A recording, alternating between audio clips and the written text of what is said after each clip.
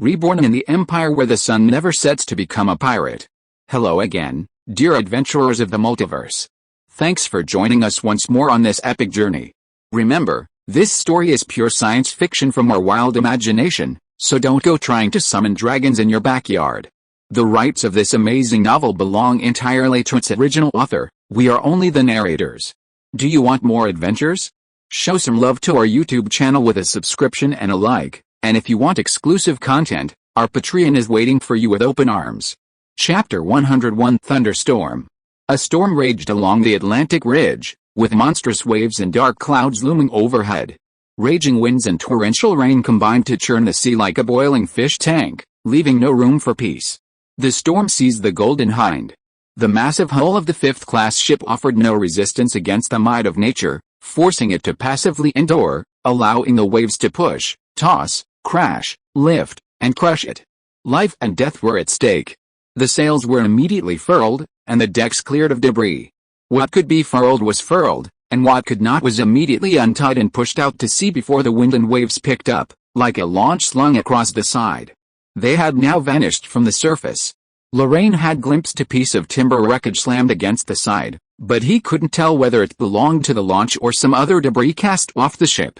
Most of the sailors and crew retreated to the interior cabins. The hatches were sealed, the portholes locked. Only the elite first and the most loyal fourth crew remained on deck, with Atrin at the helm, Cran foreman, and Lorraine at the center. The tossing ship suddenly found a moment of peace. The Golden Hind seemed to have been blown into a deep ravine by the wind. The waves rose higher and higher around it, and the sea below it sank deeper and deeper. Lorraine's eyes widened. "Big wave on the port side," he roared. A huge wave suddenly surged up from the port side, 20 or 30 meters high, connecting the sky above and the sea below, crashing down like a tidal wave. The Golden Hind's hull tilted and was sucked into the bottom of the wave. The huge wave crashed down, like a giant hand, pressing the entire ship into the sea with a snap. The seawater filled the surroundings. Lorraine's ears suddenly became quiet. The dark water was still, echoing with a distant, clear sound, bringing a sense of peace. He lifted his head, gazing through his double eyelids at the churning sea above him. It felt like another world, welcoming creation, or perhaps destruction. Yet, his heart remained in suspense. A moment after sinking, the ship suddenly surged upward, like a rising rocket, tearing through the sky before surging back onto the surface. The sudden rise pinned Lorraine to the deck, and the subsequent descent threw him high and high. The crew on deck danced with joy. If it weren't for the ropes clenched around their waists, they felt they could break through the clouds and soar into the universe. This was obviously impossible. A huge fall. Lorraine slammed hard onto the deck, and before he could even catch his breath, another wave surged from the starboard side, tilting the Golden Hind almost vertically. "Ah!" a hapless sailor screamed as he fell beside Lorraine. Quick-witted, Lorraine grabbed hold, gritting his teeth and clinging to the deck, his other hand tightening the taut rope. A long struggle, a long wait. With a roar, the Golden Hind finally returned to its station. The crashing waves crushed the next wave of the sea, giving the crew a moment's respite. "Tighten the sails. Hold the wheel." Lorraine leaped to his feet, braving the wind and rain to pick up a discarded rope and toss it to the sailor who had been lucky enough to be saved. "Check the ropes you're tied to." "Check again. Check again." "Lightning strike," someone shouted, startled. Lorraine wiped the raindrops from his face and stared at the sky with wide eyes. Layers of dark clouds, shimmering with purple light, converged before his eyes, a dazzling light emanating from their center. "Psycho. I don't even remember undergoing the tribulation today." A thick bolt of lightning struck down, ripping the sky apart, striking the tip of the foremast, the iron gun turret Lorraine had custom-made for Pierce. Boom!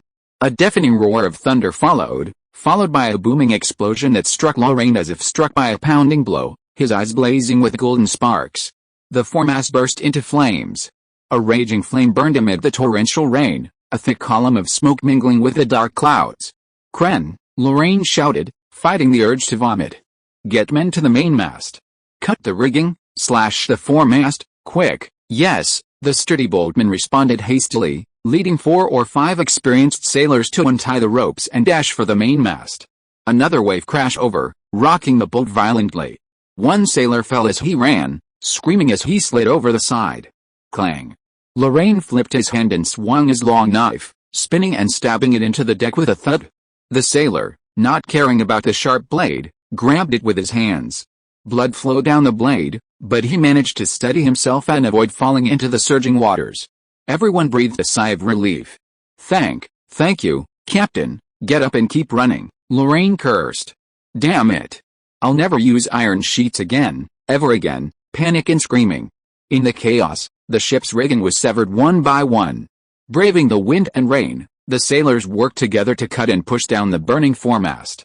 Thick timbers smashed against the side, swaying and being swept away by the waves.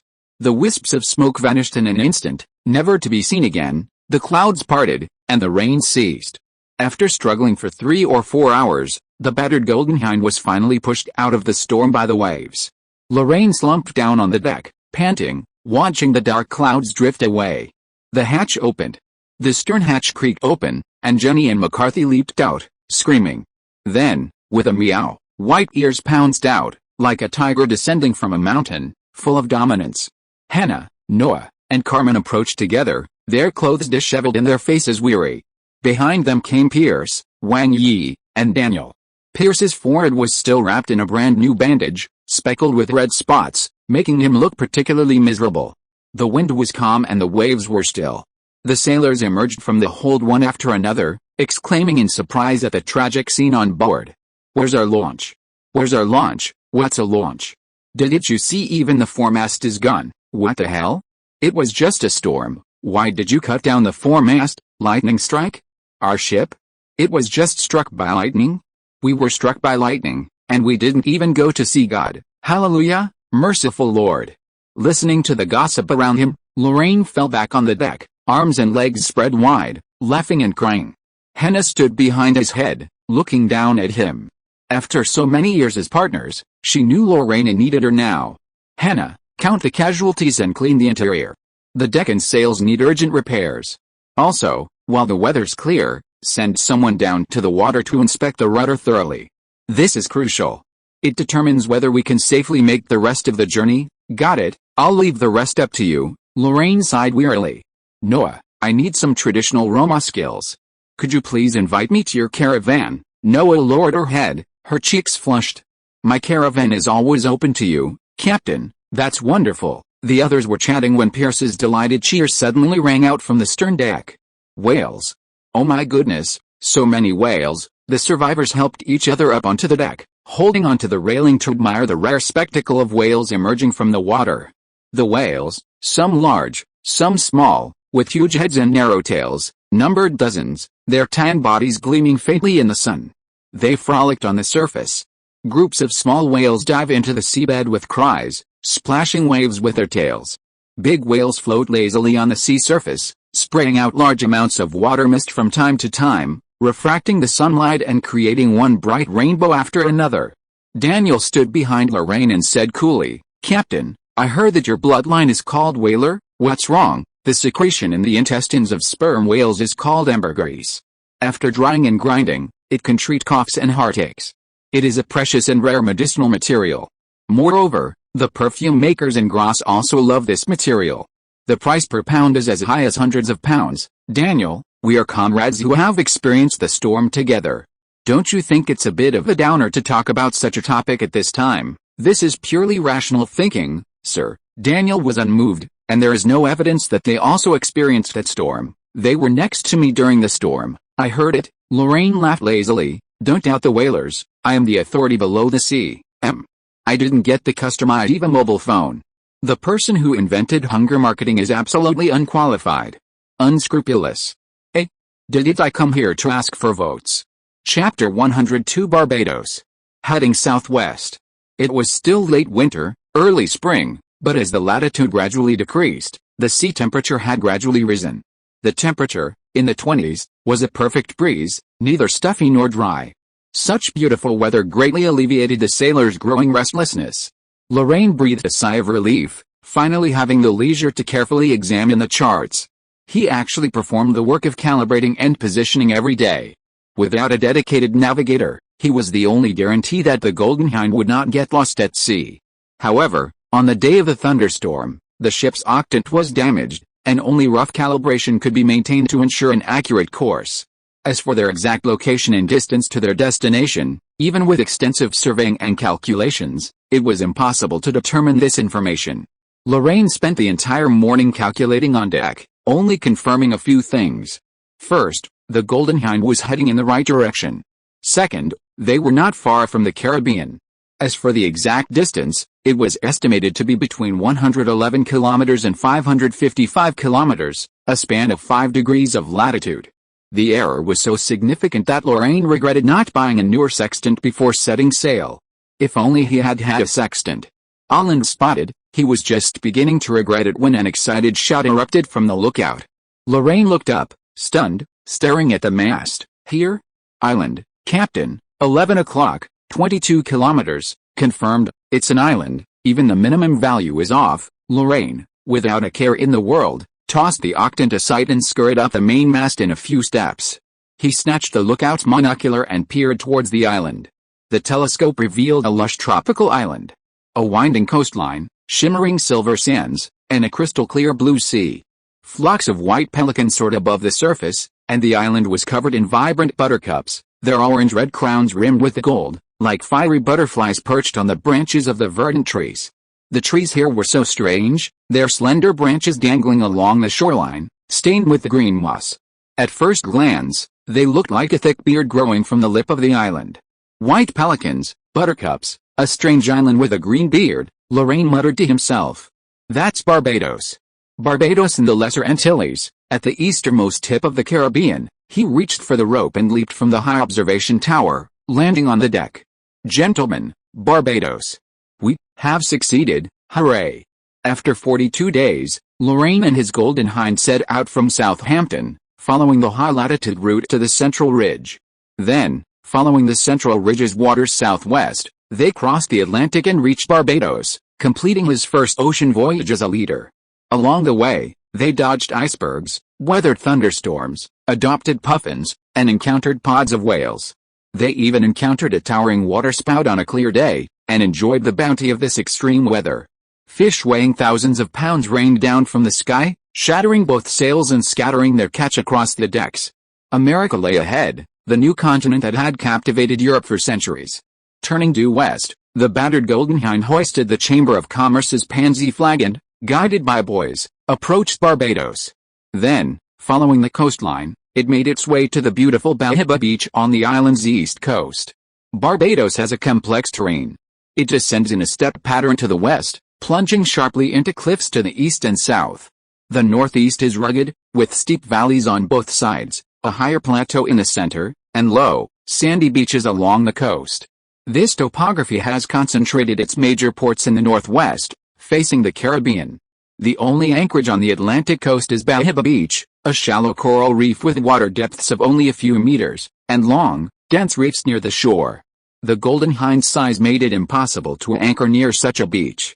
Her anchorage, at the floating island pier, stretched over 300 meters from the beach into the sea. Once the ship was anchored and secure, Lorraine immediately assigned tasks. The sailors remained divided into groups. Kren led 2 teams to procure needed repair parts and 2 assault boats.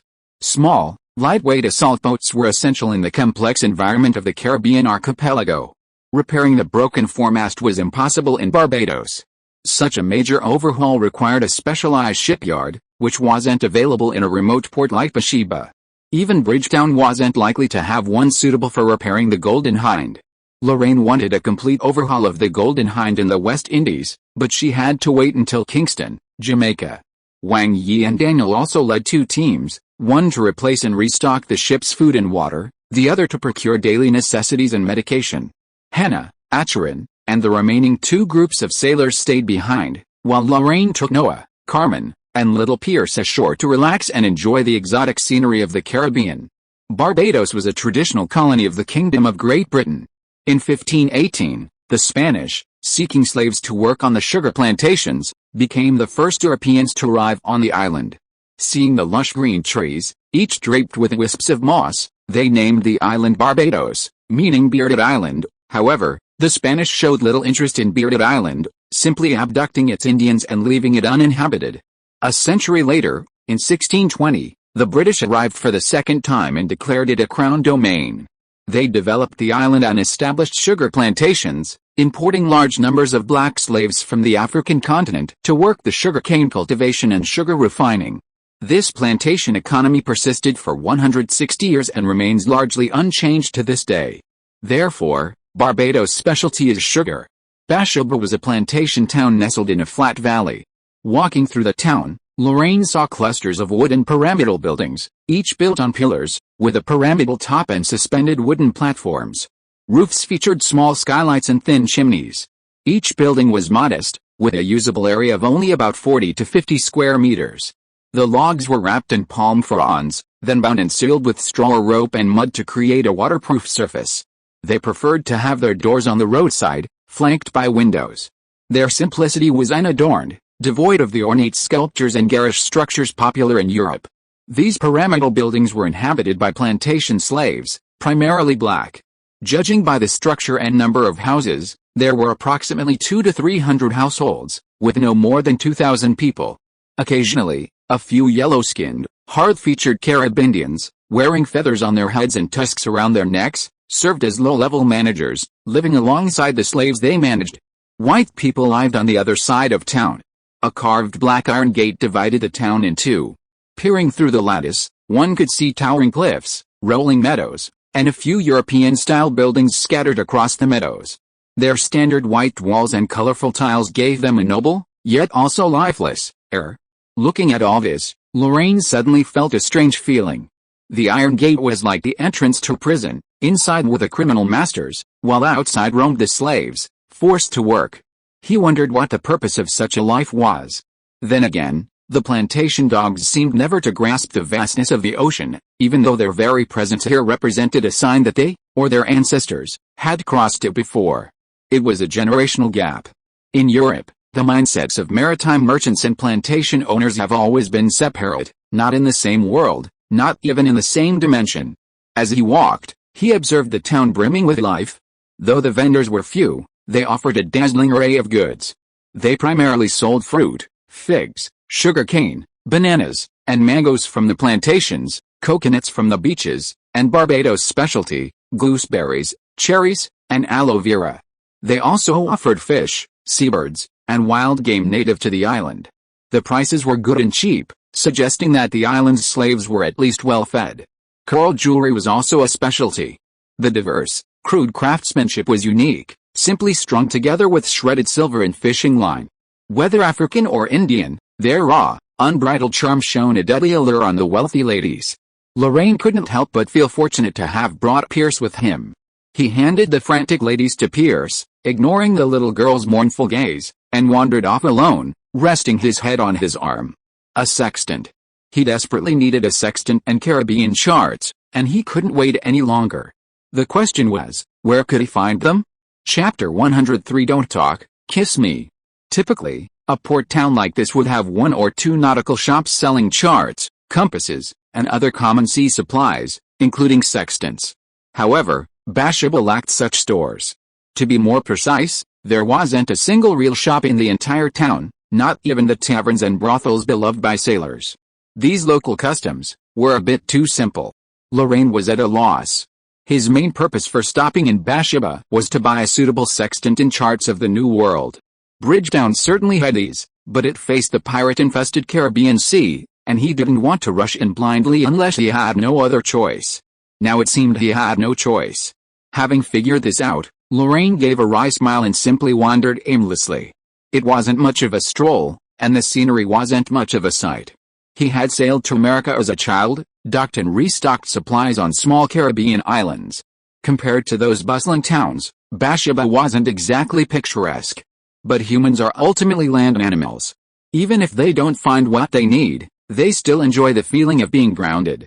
Lorraine began to consider the Chamber's development plans in the New World. The New World encompassed the Caribbean islands and the vast Americas. For a privateer like him, war-torn North America and the chaotic Caribbean were entrepreneurial paradises. In contrast, underdeveloped South America offered little in the way of profit. For the time being, he planned to establish two branches in the Americas. The first branch would cover the entire Caribbean and Central America. Tropical crops like coffee, sugar, tobacco, and cocoa were suitable ocean-going commodities, offering enormous profits. Furthermore, the Royal Navy's New World headquarters was located in Kingston Harbor, Jamaica. With powerful support, the Chamber's foundation would be even more solid. North America was worthy of establishing a second branch. With its abundant population and developed economy, it could become a major source of future profit for the Chamber, similar to the Northwestern European branch's focus. The problem was that the anti-British war was raging there. As an Englishman, Lorraine hadn't yet decided whether to wait for North America's formal independence before expanding his commercial reach, or to take the risk and maneuver during the war. Fortunately, there was no need to rush. He only brought £30,000 this time. While he possessed a wealth of ancient gold artifacts, the cash value was limited, and he couldn't rush to sell them. This amount was barely enough to launch a branch and purchase ships, and it wasn't even enough to fully staff a standard destroyer of the same class as the Golden Hind. Therefore, the first priority was to establish a Caribbean branch in Kingston. Only with this branch could he further select business partners and build an ocean-going fleet. As for what to do next, according to conventional wisdom, he should have, like most ocean-going merchants, personally traveled the Golden Hind, exploiting the vast distance between Europe and America to profit from the lucrative price difference. However, he didn't want to do that. Since winning the Cantabrian War, the Drake Chamber of Commerce had established a firm foothold in the vast waters of northwestern Europe. There was ample revenue-generating capacity there, and it was perfectly possible to generate stable profits by consuming Spanish New World products. A single Golden Hind wasn't enough to leverage this mature profit model. Even if Lorraine tied himself to the shipping route, he couldn't achieve a qualitative change in his gains. He felt more suited to adventuring on the New World's oceans, exploiting the privileges of privateers to shorten the maturation of the two pre-established New World chambers through plunder, rather than laboring and calculating. The key was, how could the pirate flag and the Chamber of Commerce flag be fully utilized? How could one, like Francis, exploit war to enrich oneself, rather than, like Captain Kidd, be welded in an iron cage and hung on display by the Thames? Neither haste nor laziness. Lorraine's thoughts grew more and more absorbed. He found a deserted alley, sat down against a pyramidal building, and quietly muttered to himself. Before he could comprehend his reasoning, a sudden noise disrupted his thoughts. Where's that woman? Out front. Damn it, out front. I see her, surround her from both sides. A cacophony of shouts echoed with the sound of overturned debris. Curious, Lorraine stood up and saw a slender figure scurrying from the end of the alley, head bowed, running straight towards Lorraine. She was a tall, slender white woman with long arms and legs, her red hair flowing freely in waves, a passionate and flamboyant expression. Her attire was unlike that of women of that era. She wore neither a hat nor a skirt, a pure white silk chemise with wide sleeves and light brown tight-fitting breeches. The hem of her chemise was untucked and, simply tied in a knot at the waist, accentuating the slenderness and suppleness of her wasp waist. Lorraine couldn't see her face clearly. She ran in a panic, occasionally looking back, occasionally lowering her head. She looked quite nimble, leaping effortlessly over the debris that crowded the narrow alleyway and soon reaching Lorraine's side. Lorraine naturally gave way half a step. Unexpectedly, this half step allowed the woman to see the boots. She then realized there was someone in front of her, and subconsciously dodged to the side, but ended up bumping into Lorraine's arms, full of fragrance. The sound of pursuit in the back alley was getting closer, as if the pursuers would appear in the next second, blocking the woman who was delayed from both ends. Lorraine's face was full of surprise, and he reached out to straighten the woman, and saw her face clearly for the first time. She was very young, with big and long eyes and thin and delicate eyebrows. She had a pair of big dark brown eyes, and her skin was slightly darker, showing a light wheat color. Her nose was tall and straight, neither hooked nor tilted, her face was round, and her chin was slightly pointed, showing her soft features, delicate and charming. A red-haired Iberian? In just one glance, Lorraine had recognized her race, but his doubts did not decrease, but became more than before. Barbados is a British colony. At this moment, the British New World authorities are at war with Spain, and they don't seem to be on good terms with Portugal either. With such a big environment, how could an Iberian woman appear in Barbados, and panic? He asked tentatively, "Miss, you don't talk, kiss me, huh?" Seeing that Lorraine didn't respond, the woman gritted her teeth and stepped closer. She wrapped her slender arms around Lorraine's broad back, her palms moved up along the spine, and directly pressed Lorraine's head. She stood on tiptoe and pressed down suddenly. Her lips were cold, delicate and soft. Her loose red hair gently tickled Lorraine's face, stirring her heart and making it itch slightly. Her slender figure pressed against Lorraine's chest, and a faint fragrance lingered around her nose. Lorraine's mind was completely blank. This is a ghost. This time, it really is a ghost. In public, in broad daylight, a majestic and powerful Viking man was actually molested by a little woman who was fleeing from the war? What a shame. I got hit hard.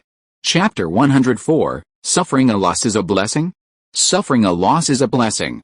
People say the Caribbean Sea is passionate and unrestrained. With Atron's patient guidance, Lorraine must have mentally prepared for a romantic encounter. But he never imagined it would arrive so soon. He had barely touched the Caribbean's edge, and yet, it had arrived. A tender embrace, a fragrant mouth. For a moment, Lorraine was stunned, then he decided to take the initiative. He retreated, following the woman's wishes, from the small alley to the middle, then to the other side, finally reaching the end. As he did so, his hands moved in different directions. His right hand wrapped around the woman's waist, lifting her slightly, a gesture of intimacy that eased her tiptoeing. His left hand, free, clicked open the buttons of his captain's trench coat, then shook it, covering the woman in his arms from head to toe, preventing even a hint of her striking red hair from showing. The woman was visibly stunned. Her lithe body stiffened instantly, her beautiful eyes widening, pupils dilated, in a state of panic. But Lorraine didn't intend to let her go. He hugged her, lifted her up, and spun in an arc with the most standard aristocratic dance steps. He turned half a circle in just 2 steps, and then, wall-dong. The woman's back touched the pile of debris at the end of the alley, with only her toes touching the ground, with no place to bear the force. Her hands were holding Lorraine's head from beginning to end, but the posture of her palms changed from pressing to pushing. She pushed hard, but couldn't twist Lorraine's strength. She was terrified. How could a good stopgap measure turn out like this?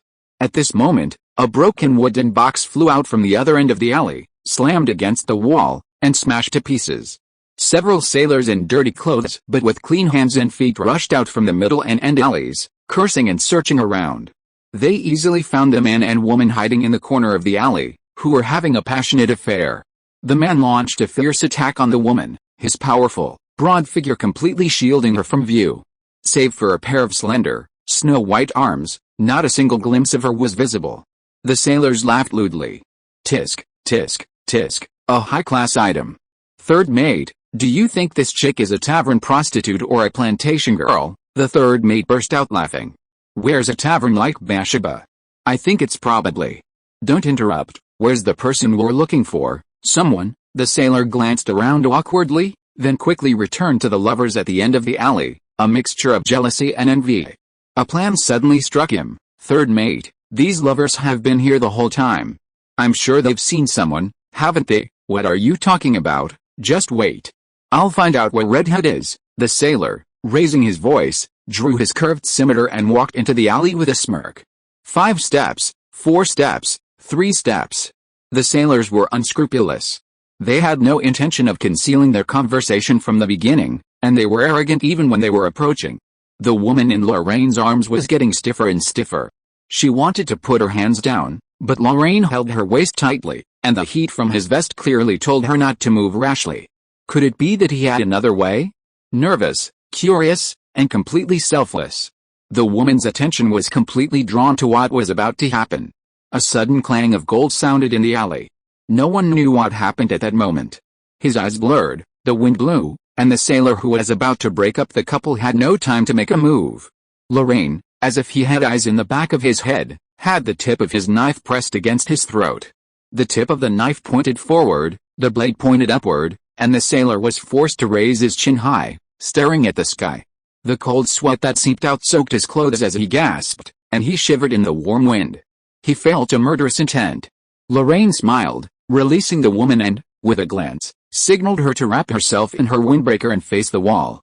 Once she'd hidden herself like an ostrich, he slowly turned, lifted the sailor's chin, and walked slowly out of the alley. Love, gentlemen, he sneered. Passionate love is an unquenchable longing. I don't know which of your love has disturbed, or which of you is the thug hired by Isabella's incompetent husband, He slowly drew the long knife in his right hand, dragging it across the ground, gently breaking the solid earth. In front of the sailor's eyes, he carved a deep gash between them. Anyone who hinders my enjoyment of love will be dragged down to hell. And you won't be alone, because the foolish man, who used his family's wealth to rob my beloved George, will come looking for you tomorrow. Come on. Kill me. The wind picked up a murderous aura. The third mate swallowed hard. He was innocent. He was just following the captain's orders to hunt down a target. He had no intention of uncovering this adultery, let alone intervening in the fight between two mortal rivals. But the young man opposite him obviously misunderstood. Lorraine's eyes were spurting with anger, like a dragon guarding gold coins staring at a thief who stole treasure, catching him red-handed. The third mate felt more wrong than Dowie, but for the sake of face, he had to remain silent.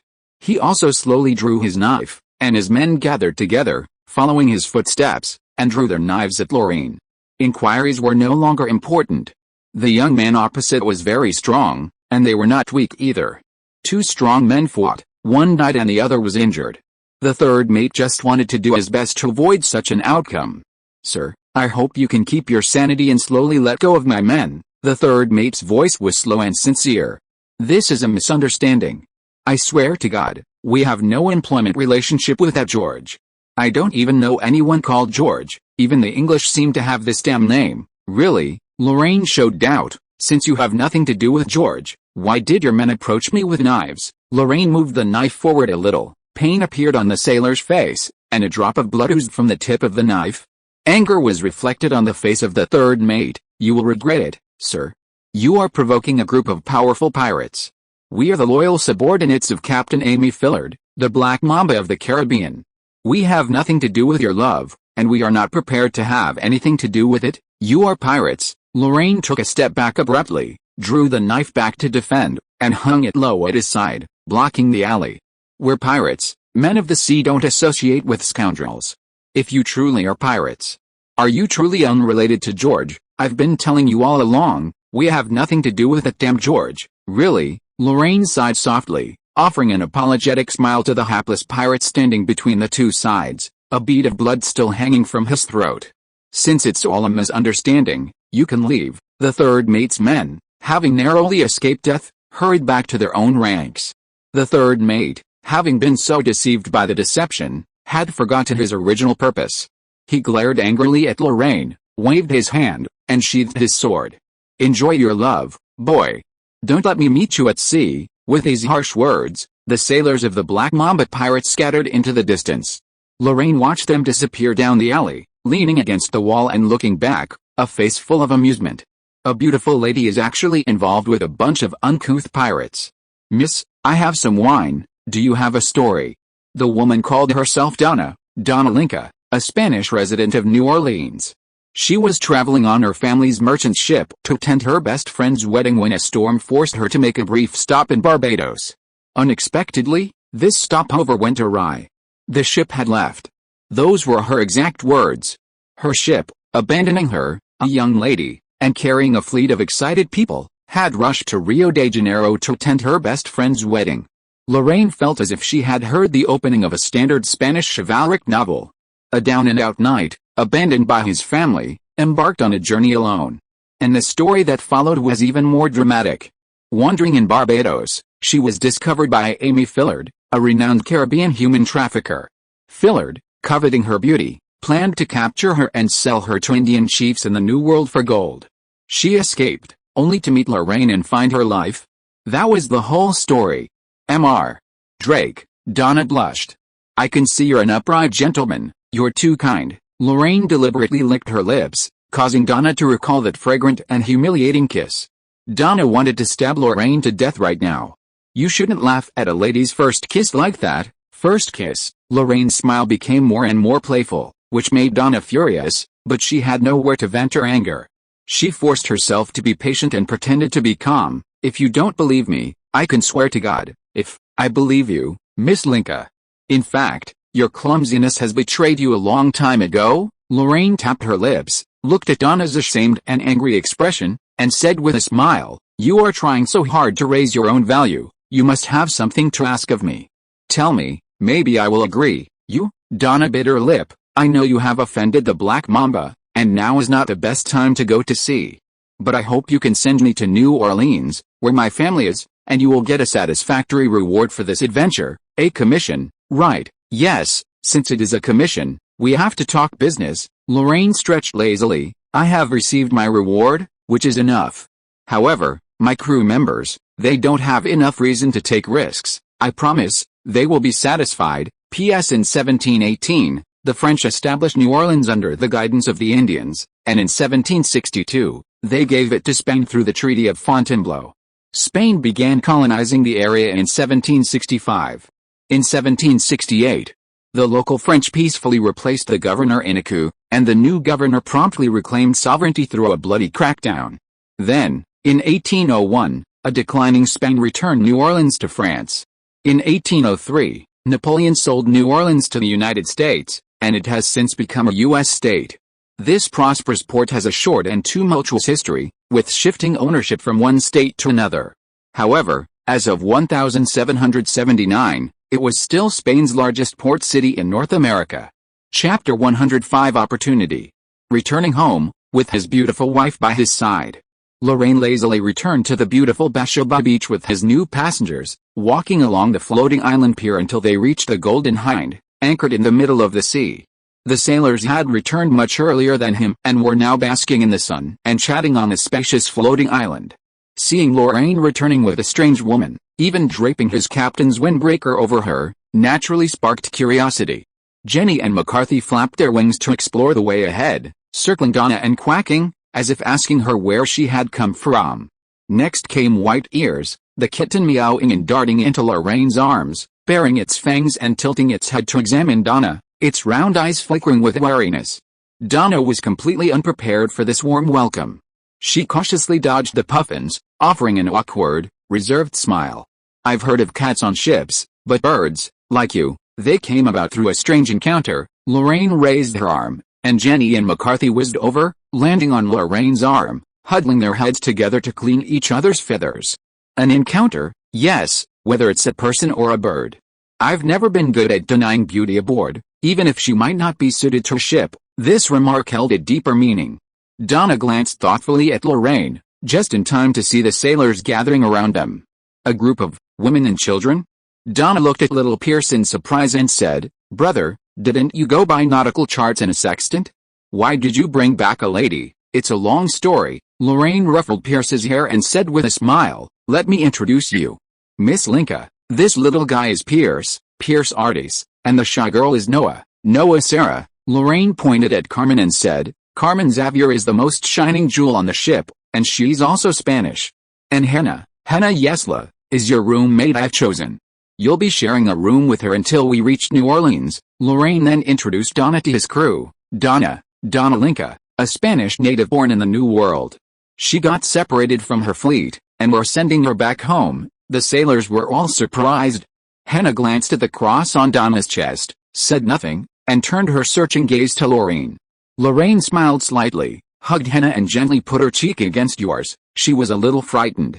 "I will feel more at ease with you." After that, he walked to Donna and said seriously, "Miss Linka was born in a wealthy family and is generous.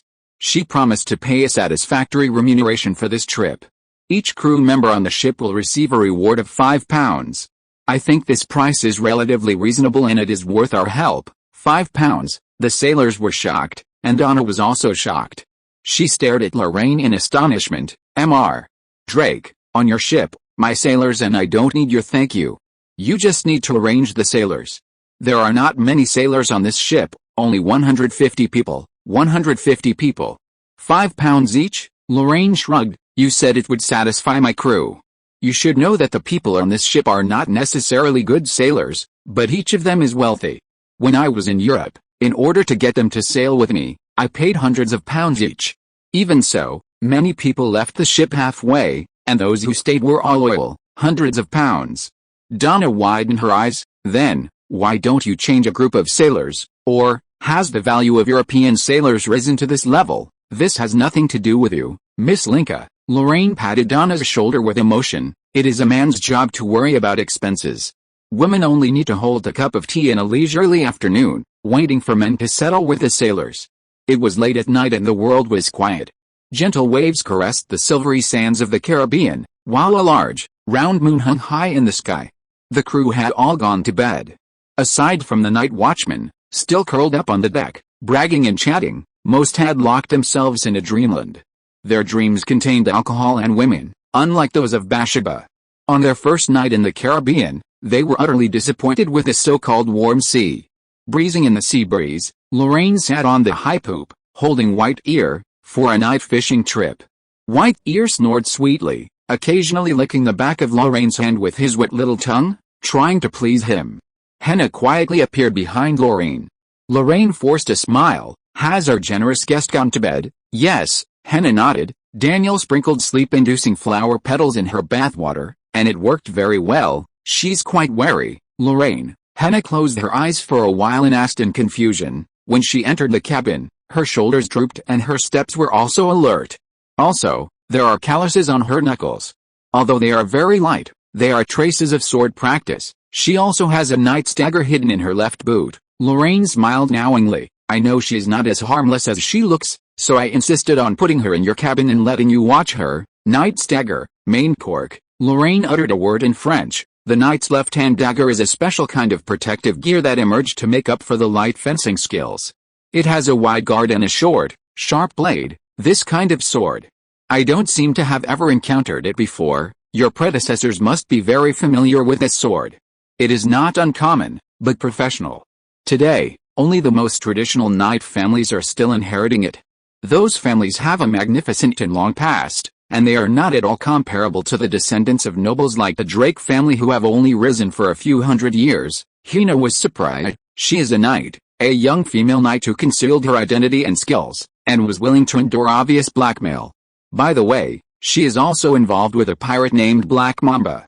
Don't you think it's interesting to put all this together? Listening to Lorraine's teasing, Henna's brows frowned more and more. "Are you going to take another risk? We are new here, my friend." Lorraine opened his arms and made a hugging gesture towards the ocean, to the sea area. "We are outsiders, strangers. The people on the ship, including me, know nothing about this sea area. We need an opportunity. Opportunity. My sixth sense tells me that she was guided to me by Njord and will help me open a crack in the Caribbean Sea. But the premise is that we have to be careful of her, or the backlash from those who covet her. There is always a loss." Lorraine stood up with a smile, and with a sudden swing of the rod, he hooked a silver flying fish with large wings. The flying fish fell to the deck with a thud. And after a few ferocious flutters, the fierce-looking White Ear pounced on it and bit it in the belly with a meow. In front of Lorraine and Henna, the cat and the fish engaged in a fierce fight, and the winner was decided in a short while. White Ear enjoyed his meal comfortably, and Lorraine's smile became even wider. "Look, White Ear has already secured our first victory. It seems the fish of the Caribbean are no more formidable than those of Europe." Henna nodded in understanding. "Got it. I'll keep an eye on her." "Got it, then go to sleep. Bathsheba is so rudimentary. It's forcing us to follow the coastline to find Bridgerton." Lorraine scratched his head and sighed. "Who said the Caribbean Sea is hospitable?" P.S. Main cork, French for left-handed. Short swords named after the left hand are specialized weapons used exclusively by knights, and their popularity is somewhat limited. According to a forum user, in the black and white film The Prince's Revenge, the final two protagonists duel with two-handed swords, including the knight's short sword. However, its primary function is protective gear, similar to a shield, rather than a weapon. Chapter 106 Stupid Morning Tea Party. The Golden Hind lazily sailed along the coast of Barbados. It was morning tea time. On the poop deck, the sailors had constructed a dining table from long planks of shipboard, covered it with a light brown cotton tablecloth with water drop patterns, and meticulously decorated it. A line of candlesticks stood in the center of the tablecloth, like soldiers, even though it wasn't necessary to light them so early in the morning. Surrounding the candlesticks were 9 sets of place settings, exquisite bone china plates, teacups, and gleaming silver cutlery, neatly arranged and perfectly spaced. If it weren't for the lack of high-back dining stools to match the long table, they could have practically transformed the poop deck into a luxurious dining room for British aristocrats. Fortunately, a clever little guy came up with a workaround. Large water barrels, wrapped in soft azure flannel, stood like stools beside the table. This innovation was undoubtedly a success. The makeshift dining room lost the heaviness of English tea culture and instead gained a surprising sense of fashion, trendiness, and youthful energy. At least Lorraine was satisfied. This morning, he was treating the ship's distinguished guests to proper English morning tea. The crew had been notified in advance and had unearthed carefully preserved morning tea attire from their cabins.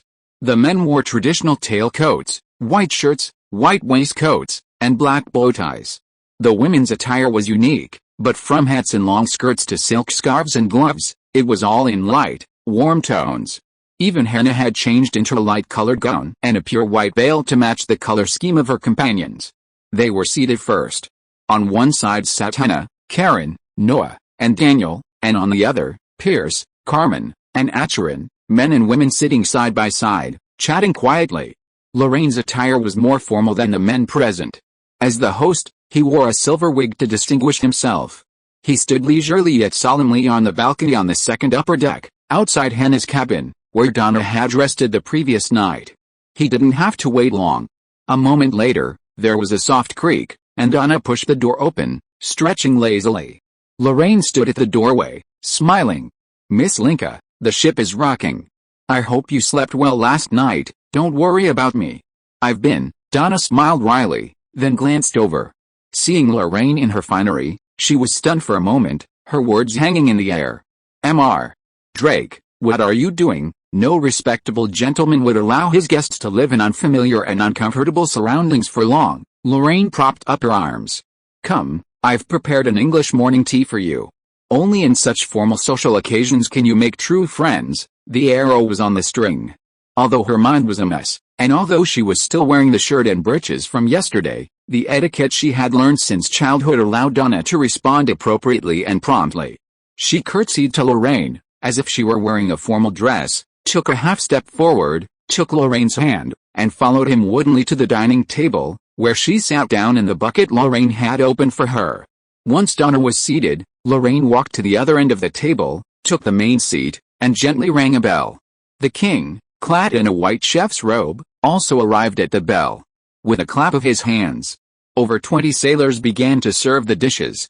A massive main plate held tomatoes, sausages, eggs, bacon, baked beans, mushrooms, potatoes, and black pudding, a bread plate with toast and butter, a fruit platter of bananas, mangoes, aloe vera, and cherries, a cup of rich, fragrant blended tea, a small jug of fresh milk, and a small can of sugar. English morning tea is renowned for its elaborate and sumptuous nature. Donna ate with a distracted gaze, completely oblivious to the primary purpose Lorraine had mentioned, socializing. It was obvious to everyone that their guest was lost in thought. Donna was shocked, extremely shocked, so shocked that she could not control herself and even could not maintain basic etiquette. But what shocked her so much was not Wang Yu's cooking skills, nor Lorraine's etiquette, but the IQ of the entire ship. After all, when a ship is in the water, everything should be simple. Even the King of Great Britain would not be so extravagant as to put opulent-like pomp on a ship with scarce supplies. Meals at sea are often simple. Bread, moldy bread, bacon with hair or insects, and salty and greasy broth. If the ship had more supplies, such as the Golden Deer now, which had just sailed out of a port, the sailors and the captain might have a glass of light wine to quench their thirst and season their food, to show their class.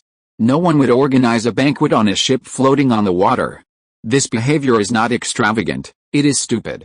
As she watched this unheard of folly unfold before her eyes, Donna couldn't help but think back to the utterly pleasurable pedal bath she'd enjoyed the previous night, the sailors' £100 annual salaries, and the women, children, and noblemen dressed in finery, all sitting at the table bearing the title of seamen. These men had trudged through the Atlantic in a powerful, fully equipped destroyer, only to have severed the foremast. Donna had seen the fracture with her own eyes, and judging by the marks, they had actually chopped the mast themselves. It was sheer utter silliness.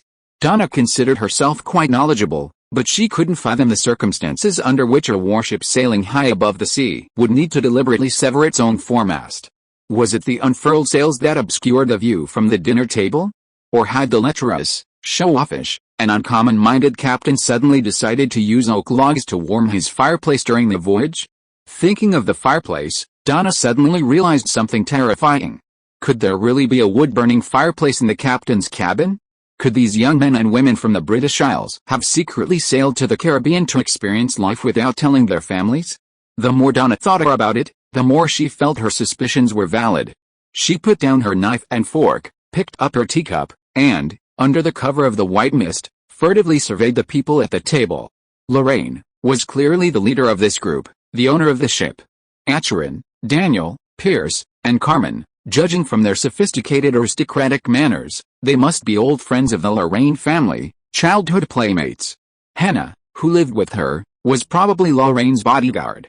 Many aristocrats had this tradition, training African children from a young age to serve as personal guards for the family heir. Noah was probably Lorraine's personal maid. But it was difficult to disclose it on the ship, so she pretended to be a nobleman by posing as a seaman. The true heart of the ship should be Kren.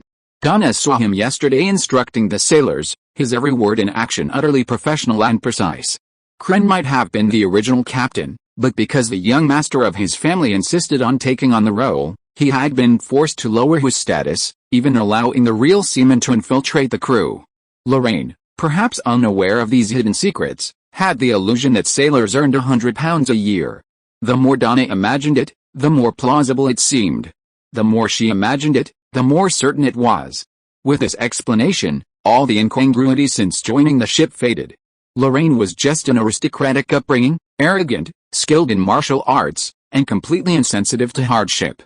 He probably had no idea that the ocean wasn't always calm and that it was a life-threatening sea. Or perhaps he simply believed he was omnipotent and that the tiny Caribbean wasn't a threat to his safety. This man would pay the price for his ambitions and incompetence. This seemingly powerful, yet in reality weak, warship had no chance of reaching the harbor of New Orleans. The moment it left the protective perimeter of the British Royal Navy, it would be devoured, skin and bone, by the sharks of the Caribbean, starting with a ruthless black mamba, Amy filleted. Donna, cup in hand, turned her head with a feigned composure. Several fishing boats bustled behind the ship, seemingly unremarkable. But Donna had noticed they had been following for a long time, and the speed with which they cast their nets was anything but that of a qualified fisherman. Should I warn them? Donna pondered, paying no attention to the whispers of the sailors.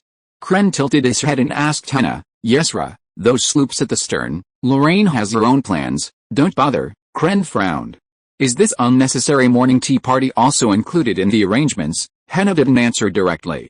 She turned her back, lifted her veil, and sipped her milk tea. "The tea is really delicious. After being on the Atlantic for so long, I almost forgot what it tastes like." Chapter 107 The Lady of Hanover. By afternoon, the two-masted galleon-class destroyer HMS Golden Hind slowly entered Carlisle Bay on the southwest coast of Barbados. Following the pilot's signals, it came to rest at a spacious anchorage. Compared to Bathsheba, this was a more suitable resting place for sailors who had experienced the long oceans and adventures. Lorraine had given everyone a 6-day holiday. Aside from a rotating crew to look after the ship, they had 5 days of free time. As the news was announced, the sailors cheered and swarmed into the bustling harbor. Donna watched with aloof eyes, increasingly convinced that Lorraine was a noble son who hadn't been slapped by society. She followed Hannah off the ship.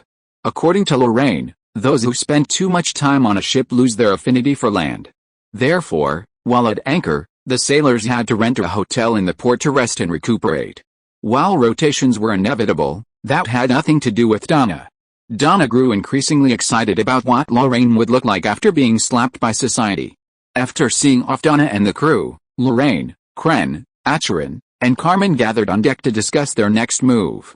Lorraine was responsible for procuring charts and sextants. Kren had to visit a nearby shipyard to see if there was a suitable fifth-class foremast so he could begin repairs on the Golden Hind. Acheron was not allowed to disembark. As a ship's henchman, he needed to quickly adapt to the Caribbean's winds and waves to ensure his gunnery skills remained accustomed to the new environment. Carmen, on behalf of the Drake Chamber of Commerce, would pay a visit to the governor of Barbados. Bridgetown was the seat of the governor of the Windward Islands, and the governor of Barbados also served as governor of the Windward Islands. This scattered island group, part of the southern arc of the Lesser Antilles and exposed to the northeast trade winds, was a crucial transit point on the Atlantic shipping route. Despite its limited resources, it remained a key hub for opening routes to the New World. If the Chamber of Commerce wanted to grow, it had to secure a trade license here, and that was Carmen's mission. After assigning their respective tasks, the four men set out separately. Lorraine, hands on his hip, finally set foot on Bridgetown. From a European perspective, Bridgetown has a long history in the Caribbean. In 1628, the British officially began construction on Barbados. Builders discovered a primitive bridge in the Garrinage Swamp. Some believed it was built by the Arawak, the indigenous Caribbean Indians, and thus considered this site the center of the island. A new bridge was built near the original, and around it, the town of St. Michael, also known as Bridgetown, was built. Bridgetown, which means Indian bridge in English, quickly flourished thanks to its strategic location and wide, sheltered bay. The nickname Bridgetown became so widespread that the new governor, unaware of the town's original name, referred to it as Bridgetown in all official documents. Thus, St. Michael became Bridgetown. So, as long as the British have been in Barbados, so too has the history of this bustling town. Over 150 years of colonial history have given rise to a cluster of exquisite, century-old buildings, their red and white walls, blue and black tiles, a simple and bright architectural style. Slender Georgian windows stretch all the way, creating a sense of being transported back to Plymouth, England. Lorraine successfully found a nautical supply store on the street and bought a brand new sextant and a Royal Cartographic Office Atlas of the Caribbean, dating from 1770. Satisfied with his find, he returned to the ship and carefully studied his new charts. Elsewhere, at the governor's palace, Carmen, aided by a sailor, hopped from the carriage and casually swung a lace-bound gold-framed fan, half covering her pretty face.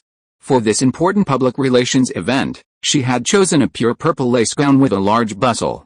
The high collar and long sleeves were paired with white silk gloves and dark brown thigh-high leather boots, revealing no skin beyond her face. Her face was painted in the purest form of Hanoverian nobility. Pearls were crushed, mixed with goat fat to create rouge, and then painted a snowy white, like a wall, covering her eyebrows.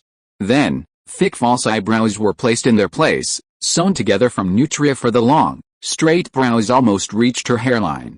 Her lipstick was the brightest vermilion, her lips sharp, slender, and alluring. Her snowy face was also covered with the gold and silver leaf and dyed paper in the shapes of stars, moons, flowers, and fish, a dazzling array of colors. She also wore an extremely exaggerated wig. The silver wig, like a mountain, stood half a meter tall, adorned with flowers, fresh fruit, gold, silver, and coral. Small, brightly colored carrots dangled from her temples, and a few curls of hair dangled from her forehead, draping just in front of her eyes, swaying gently in the breeze.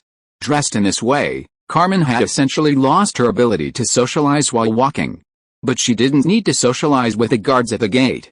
She just needed to quietly wave her fan and watch her sailor walk up to the guard and say arrogantly, "Sir, is your governor here?" The guard of the governor mansion, who was a member of the English serf class, looked at Carmen nervously and swallowed. "Sir, the governor is in the building, Ms.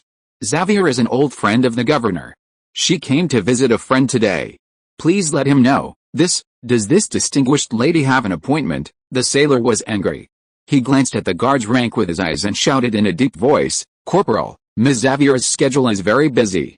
If you miss this half hour, I promise that you will go to the plantation tomorrow and cut sugarcane with a group of black people. The time limit is, forever." "Yes, sir," the guard saluted with a snap, standing at attention. "I'll go right away, sir." "Run forward, Corporal." "Yes.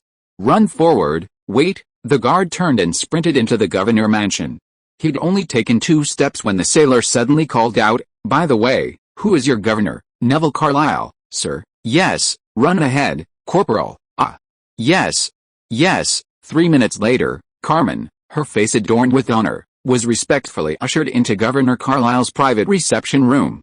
The plump Governor Carlisle, with his fingers crossed, watched as Carmen slid gracefully onto the sofa. He spoke uncertainly. "Ms. Xavier, the guard said you claim to be an old friend of mine, but to my recollection, I've never met a lady as beautiful as you." Carmen covered her mouth with a golden fan, her eyes radiating a dignified smile. "We've never met, sir, so, you're using your own nobility to deliberately deceive my guards." "No, meeting is one way to get to know someone. But it's not the only way." Carmen winked at the sailor, who set aside a small wooden box and opened the lid, facing the governor. "This is a crown from the coronation of a small kingdom during the 7th century West Saxon dynasty. I've consulted scholars in Southampton, and unfortunately, it's not the one worn by His Majesty Egbert at his coronation. But it's still precious, isn't it? The governor stared at the crown for a long moment before tearing his eyes away. Madam, what do you mean? It's yours now, my lord governor. Carmen smiled. Although this is our first meeting, I don't think that will prevent us from establishing a friendship as deep as old ones. I beg to differ, madam.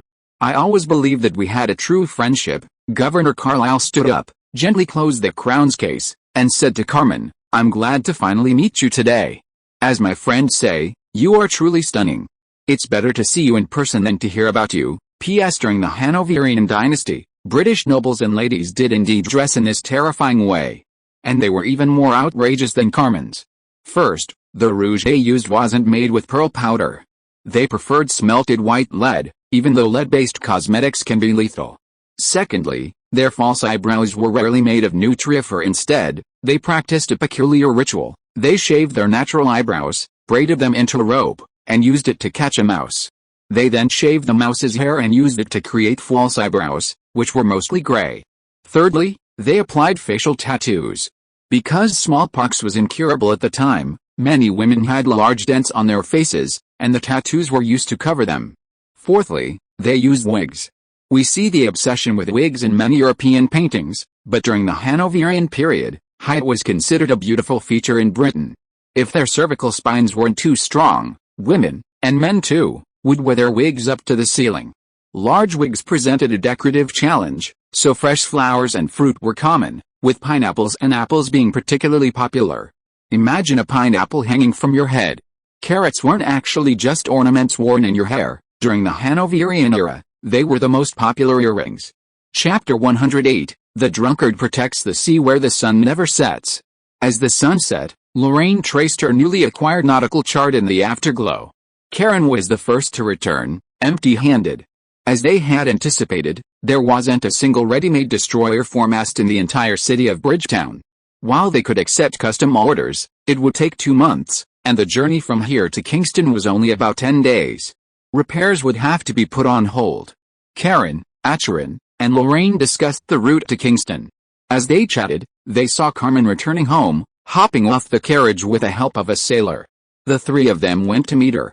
Lorraine looked at the mountain-like wig with disdain. Why did you think of dressing like this? Carmen struggled to remove the wig and her fake eyebrows, which were thicker than her white ears. She took a long breath. What can I do? Isn't this the English aesthetic? It's just an aesthetic that's so extravagant it's become corrupted. Lorraine shrugged and ordered someone to fetch water for Carmen and help her remove her makeup. Carmen smiled bitterly and lowered her shoulders slightly. Distinguished attire can greatly reduce the difficulty of meeting. As long as I can meet, I am quite good at persuading people. So, you brought me good news? Yes, about an hour ago, the Drake Chamber of Commerce obtained a trade license from the Governor's Office of the Windward Islands. The license covers St. Vincent and the Grenadines, Grenada, Dominica, Barbados and Tobago, the entire British Windward Islands. In addition, the governor told me that the sea has not been peaceful recently. The French seem to intend to invade Grenada, and Kingston does not have much spare capacity. He hopes that we can see the national flag flying in the port before entering the port to avoid unnecessary trouble. It seems that you not only persuaded the governor, but also established a good friendship with him. Carmen smiled slyly. In the words of Governor Carlisle, our friendship has a long history, and it probably started in the West Saxon era. I didn't expect him to be such a humorous gentleman. The sailors brought fresh water. Carmen tried to bend down, her brow furrowed in pain. Captain, can you do me a favor? What? You've driven Hannah and Noah ashore. I need help untying this damned basque, she gasped. That whalebone, it's strangling me. What can I say? It's my duty, my beautiful staff officer. Carmen had a beautiful figure, silky skin, and a beautiful curve. The dressing process smelled fragrant and beautiful. Lorraine fulfilled his captain's duty, helping his crew like a proper gentleman. When the dressing was complete, he led the staff officer, now dressed in a loose long dress and cleansed of makeup, her face flushed red, out of the cabin. He was met with a flirtatious whistle from Acheron. The gunnery officer had hung himself from the top railing of the poop, his face smirking, and Carmen felt mortified. Lorraine glanced at him unhappily. I know what you're thinking, but nothing you thought happened. That doesn't stop me from spreading rumors, does it?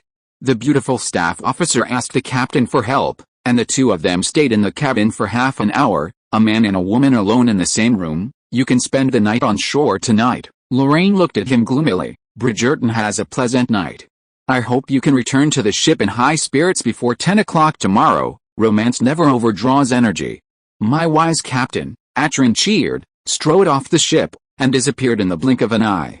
Helpless Lorraine and helpless Karen huddled together, their eyes not eyes, their noses not noses. I'm guessing I'll be on guard tonight, Captain. Maybe I'll keep you company, Lorraine said, stretching her arms. The charts aren't ready yet, and it's not appropriate to handle such professional matters in front of our guests. Kren's face was filled with confusion. Captain, I've been meaning to ask you for a while now. Why did you pretend to be a novice sailor in front of that woman named Donna? Because human intelligence is a funny thing. It doesn't rise with the intelligence of your opponent, but it falls with the stupidity of your opponent. Lorraine drew a horizontal line with his hand. It falls to the same level, becoming just as stupid. Are you trying to make her stupid? Only idiots reveal their true colors quickly.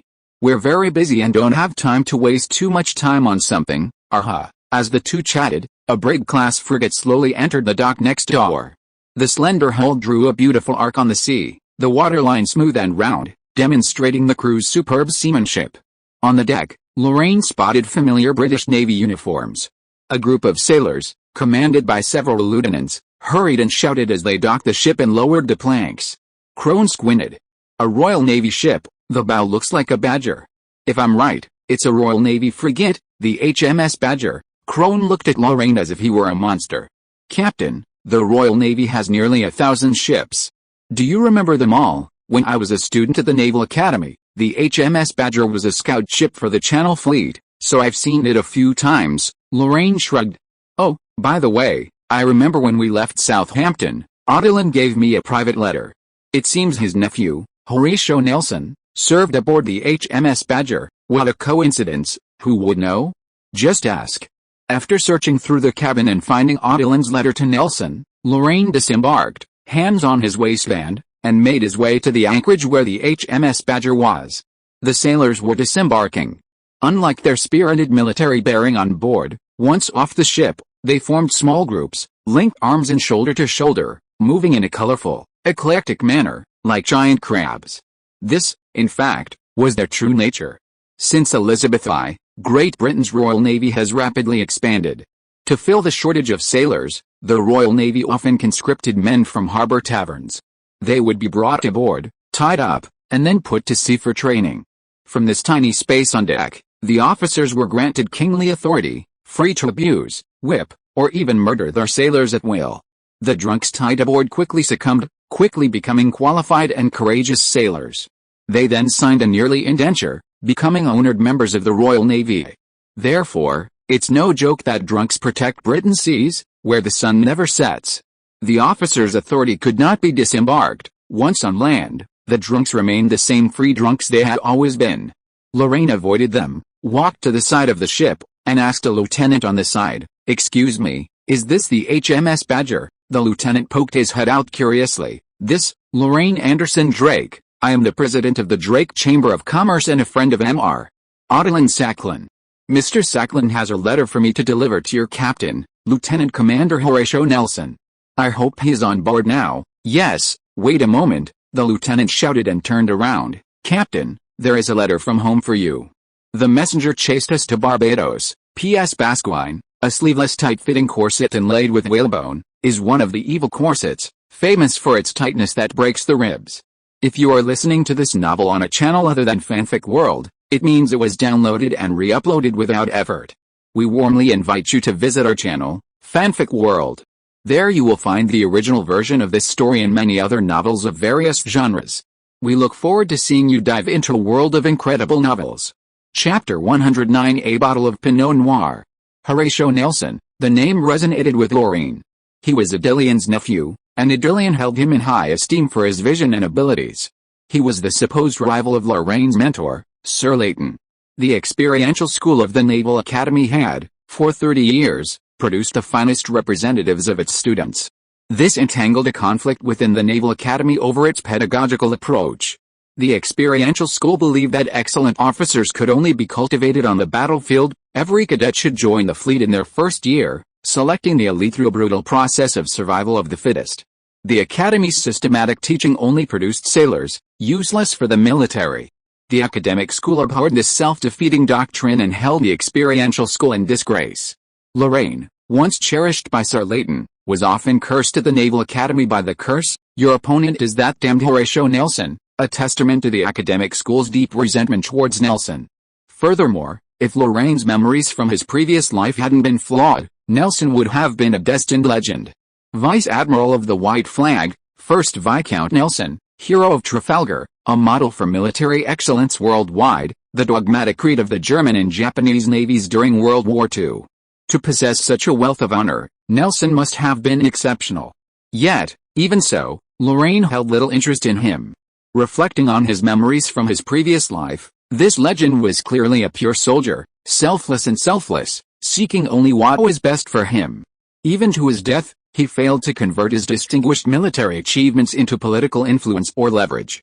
In other words, he was not a suitable investment for Lorraine.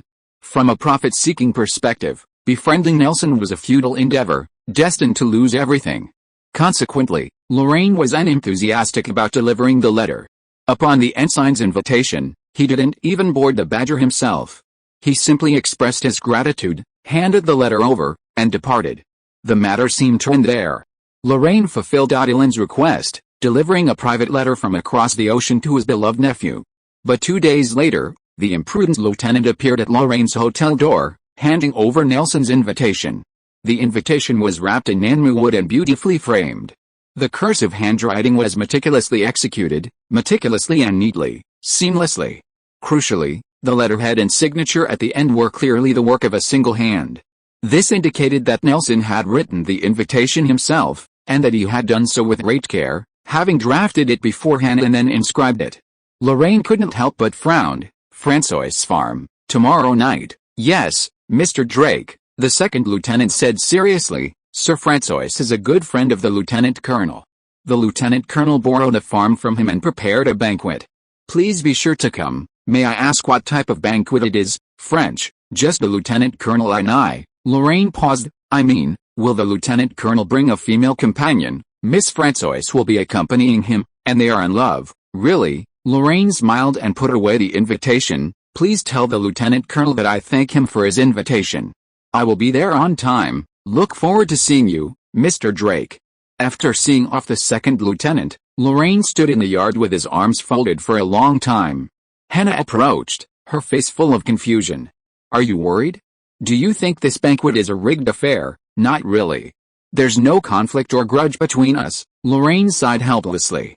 "It's just that the lieutenant colonel acted too formal, which made attending the banquet a hassle. For example, like his beliefs, preferences, and the age and appearance of Miss Francois. If I don't want to be rude in front of others, I at least need to know these things." Hannah raised an eyebrow. "Farm Francois, right?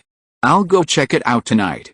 The next day, Lorraine chose Carmen as his companion and took a carriage to Farm Francois in the suburbs.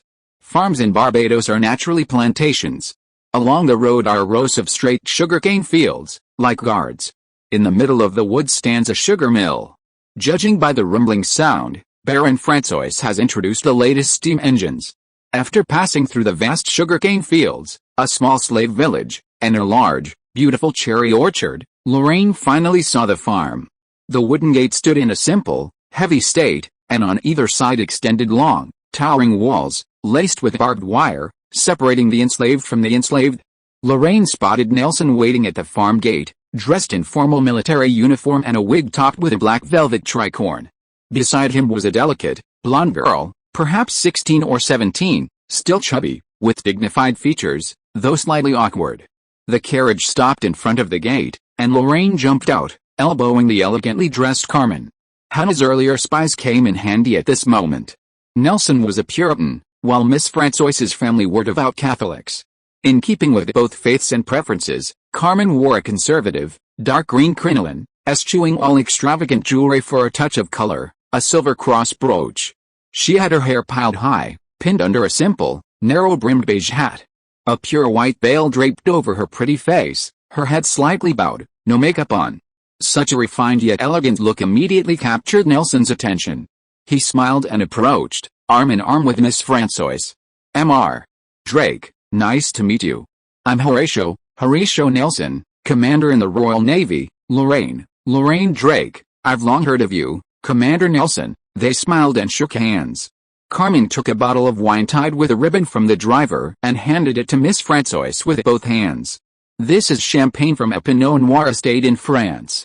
I hope to let my friends far from home experience the earthy fragrance of Europe. Miss Francois's eyes lit up, and she exclaimed in delight, Pinot Noir, could it be? Nelson coughed in dissatisfaction, interrupting Miss Francois. He frowned and looked at Lorraine. Mr. Drake, Pinot Noir champagne is too expensive. It is not a suitable gift for a visit. I am a businessman with good profits. Lorraine looked back at Nelson without any concession. Buying gifts for a visit locally is disrespectful to the host, and there are only two kinds of wine on my ship. One is Pinot Noir, and the other is inferior wine for the sailors to drink. Lieutenant Commander Nelson, can you bear to let my female companion carry a huge oak barrel to visit? Such an answer was obviously beyond Nelson's expectations.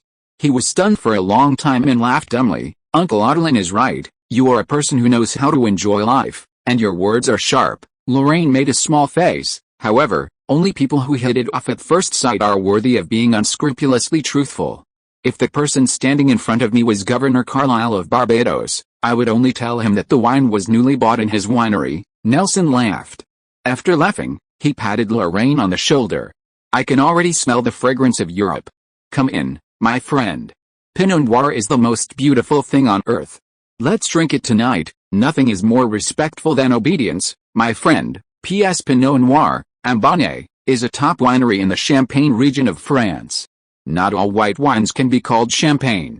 Only sparkling white wines produced in the Champagne region of France using a special secondary fermentation technique can be labeled champagne. Chapter 110 French Cuisine in Alsace. Today's meal was French cuisine. Henna had gathered news that Sir Francois had paid a large sum to have Mr. Pierre, the chef from one of Bridgetown's most renowned French restaurants, visit the farm yesterday. This morning, Carmen had learned from Governor Carlyle that Mr. Pierre was from Alsace. This revealed a lot. French cuisine varies greatly depending on the region. Alsace-Lorraine, located near Champagne and influenced by Armani cuisine, tends to favor German cuisine, with pork and minimal seafood, a stark contrast to the traditional French cuisine of other regions, which favors beef and various seafood. This also reflects a common trait among sailors. Once off the ship, they have a deep aversion to seafood. Champagne-based French cuisine naturally pairs well with champagne. It was with a chef's consideration that Lorraine had chosen Pinot Noir as his gift. He had no intention of currying favor with Nelson. He was simply being invited, and a proper level of empathy was a guest's duty, providing psychological satisfaction to the host. After exchanging pleasantries, the two men, each with their female companion, entered the side hall and settled comfortably around a fireplace that had perhaps never been lit. A servant quickly brought a glass of pale red liqueur in a small dish of olives. Miss Francois whispered something in Nelson's ear, and Nelson smiled and nodded. Mr. Drake, this is the farm's own liqueur.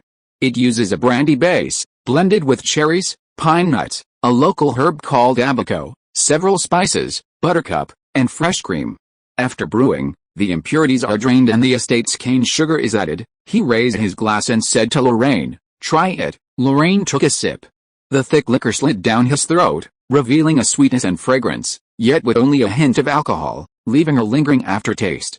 Perfect, Lieutenant Colonel.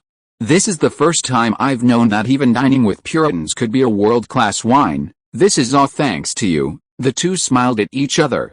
Lorraine put down his glass and crossed his legs. Lieutenant Colonel, I didn't leave an address when I delivered the letter. I'm curious that you went to so much trouble to find me, just to express my gratitude. Nelson looked at Lorraine. You brought me an important message. Poor Uncle Morris passed away. Uncle Morris Sacklin, my brother and my guide in the Navy. He has always taken care of me. Without his help, I would not be where I am today. My condolences. Lorraine raised his eyebrows. Mr. Sacklin asked me to bring this news to you instead of through the post office. I think he hopes you will be prepared and seek a way out. You are right. Nelson sighed regretfully. Uncle Morris is the pillar of the family in the Navy. His death has a great impact on Sacklin and Nelson. I have a heavy responsibility on my shoulders now, but fortunately, I have been appreciated by Sir Peter Parker in advance. God is still blessing us, Sir Peter Parker? Admiral of the New World Fleet, so you've heard of him too. Nelson was a little excited. Did you know? I originally served with a Continental Squadron in Bermuda with the Lowestoft. I was only the second mate on the ship and didn't get any chance to show my abilities. But this year, my luck changed. A Major General with the same surname as you was transferred from the Channel Fleet to the New World Fleet. Sir Parker entrusted the Bermuda naval base to him and made him the Admiral of the Continental Squadron. With the addition of a third-tier ship, the Continental Squadron's strength suddenly became surplus, and the Lowestoft was transferred back to Kingston. That's how I was discovered by Sir Parker and transferred to the flagship. I was soon transferred to the Badger and became captain. Lorraine looked strange when he heard this. You said, a Major General with the same surname as me became the Admiral of the Continental Squadron? And his flagship is a third-tier ship. Do you know that, gentleman? Isn't his name Zheng Drake? And his flagship, isn't it HMS Lion? Now even Nelson felt a mixture of laughter and tears. It seems you really know Admiral Drake, more than just knowing him. Lorraine raised his glass, the motion of drinking obscuring his expression. He's my dear brother. You are brothers, same father, half mother. Lorraine had regained his composure, his smile reappearing. So, he's now in charge of the blockade of North America. From Baltimore to Boston, the entire North American coast is under his control. What a powerful position, a meteoric rise. The conversation reached a deadlock. Lorraine struggled to digest this unexpected and crucial piece of information, while Nelson was completely bewildered, completely unaware of what had happened. Fortunately, Lorraine had brought Carmen with him. The astute advisor immediately took the lead in the conversation, subtly provoking Miss Francois's discussion of fashion. The two ladies chatted animatedly, leaving Nelson unable to get a word in. He ignored Lorraine's antics and waited for dinner to begin. Almost an hour later, a servant arrived to invite everyone to table. Lorraine and Nelson exchanged a few pleasantries before entering the dining room side by side. The four of them sat down, and the servants served the dishes. French cuisine in Alsace is truly unique. The chilled appetizer features a classic French foie gras terrine with orange sauce. The lightly seared foie gras, tinged with the aroma of peppercorn brandy, blends with orange juice and olive oil, creating a light, sour-sweet flavor that captures the rich, sweet liquor flavor of the previous liqueur while also being incredibly appetizing. The soup is an authentic French seafood bouillabaisse, with the lobster shells ground into an invisible powder and mixed with cream and vegetable puree for a rich and fragrant aroma. The hot appetizer features escargot baked with cheese. Farmed ramune snails cooked with garlic and butter are tender and melt in your mouth. The fish is salmon puree with basil. Sailors dislike eating fish on land, so the chef uses the salmon puree in a flatbread, upholding French culinary tradition while also accommodating diners' preferences. The sumptuous appetizers conclude with the salmon.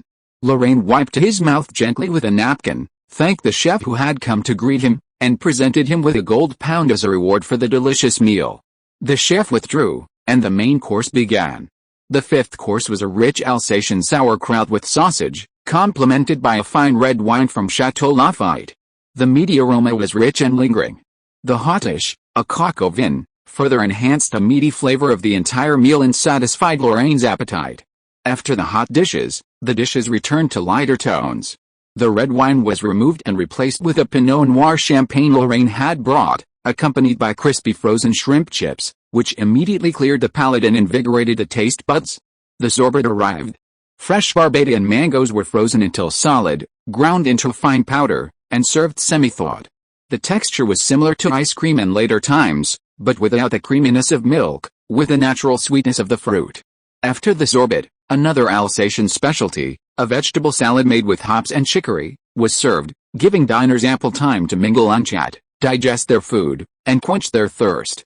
The chef returned to greet the guests, and this time Carmen tipped them, again a sovereign. Both host and guest were delighted, and the evening concluded. The final course was much simpler. The vegetables were a famous French dish, strawberry cucumber, fragrant, sweet, and crisp, setting the stage for the French cheese. The cheese was dessert, followed by savory dishes. A baguette, cut into small pieces, was served with bacon, cheese, and butter, forming the main course. The evening concluded with a creamy round cake, a specialty of Alsace, whose raisins, red currants, and almonds became the final memorable flavor of the evening, a sweet and satisfying experience. After a satisfying meal and drinks, they chatted late into the night. Lorraine, observing the sky, decided to leave. Nelson saw him off, but before he boarded the carriage, he suddenly called to him again. Mr. Drake. Lorraine was stunned for a moment, turned around, and suddenly smiled knowingly. It seems that you are still useful, Mr. Lieutenant Colonel. Nelson looked embarrassed. Mr.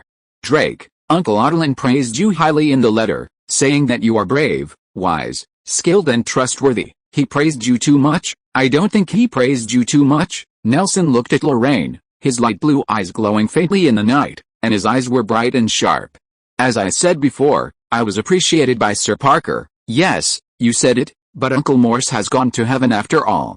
Even for the benefit of the family, I must gain merit. Lorraine smiled faintly. You are an excellent soldier, and it is your duty to gain merit. Nelson was unmoved, and said sternly, I am patrolling the Mosquito Coast and have wiped out 2 pirate gangs.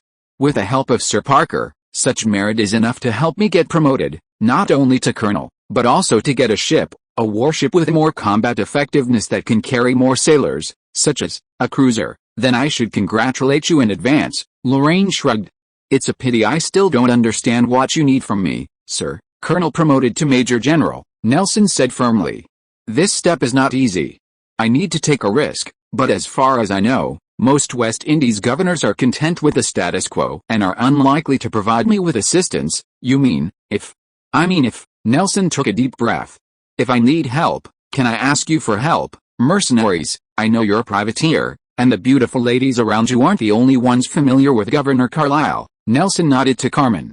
I remember that privateers have an obligation to assist the Navy in its wars, but I don't want to tie you down to that obligation right now. But you wouldn't rule out tying me down to that obligation, would you? Yes. Nelson's attitude was full of aggression. Seeing no way to avoid the question, Lorraine simply closed his eyes and began to consider the pros and cons of this offer. He couldn't possibly work for Nelson unconditionally. Even though privateers had an obligation to assist the Navy, only the handful of vice admirals and admirals in each fleet were qualified to issue the call. As for Nelson, he wasn't even close to being qualified at the moment. Since Nelson couldn't threaten him, should he help or not? After a long moment, Lorraine opened his eyes. I want to establish a chamber of commerce in the Caribbean. This requires Sir Peter Parker's approval and the assistance of a young man who is familiar with all aspects and proficient in finance and scheduling. I'll be waiting for you at Port Royal in Kingston in 2 weeks. Everything you need will be fulfilled there. I seem to be starting to like you, Lorraine said, extending his hand readily. Congratulations. You've gained a trustworthy ally. That's exactly why I chose you, Mr. Lorraine Drake, Nelson said softly, shaking Lorraine's hand firmly. I hope we can have a pleasant cooperation. P.S. Chef Pierre's French restaurant, strawberry and cucumber. Ingredients, 500 grams cucumber, 200 grams strawberries, 100 grams sugar, 5 grams white vinegar, salt, MSG, and water as needed. Taste, sweet and sour. Difficulty, beginner. Instructions, 1. Wash the cucumbers and cut off the ends. 2. Cut into comb-back pieces and place in a small bowl. Marinate with salt for 10 minutes. Remove from the heat, rinse briefly in cold water, gently squeeze dry, and place on a plate. 3. Dissolve the sugar in cold water. 4. Remove the stems of the strawberries, wash, drain, and crush them. Pour the sugar water, white vinegar, and MSG into the mixture, mix well, and refrigerate. 5. Remove the strawberries and pour the sauce over the cucumber pieces. Chapter 111 Maritime Brotherhood. The days of rest and recuperation quickly drew to a close. On the day of departure, the sky was overcast and windy, a light mist shrouding the sea. Lorraine and his crew had checked out of their hotel rooms early and returned to the ship at first light, enjoying a simple breakfast on board and waiting for their crews to return. The appointed embarkation time was 8 a.m. By 7:30, the crew began to appear at the harbor, some hungover, some rubbing their backs, each looking shabby and pale. This was the after effect of excessive indulgence. Donna stood in the poop, observing the proceedings with a cold eye. In recent days, stories of the generous Captain Desix and his generous crew had circulated throughout the streets of Bridgetown. Even Donna, who rarely left the house under Hannah's supervision, had heard of them. The absurdity of the ship was palpable. Donna simply couldn't understand how these sailors, who behaved so poorly on land, could transform themselves once they stepped onto the ship's deck.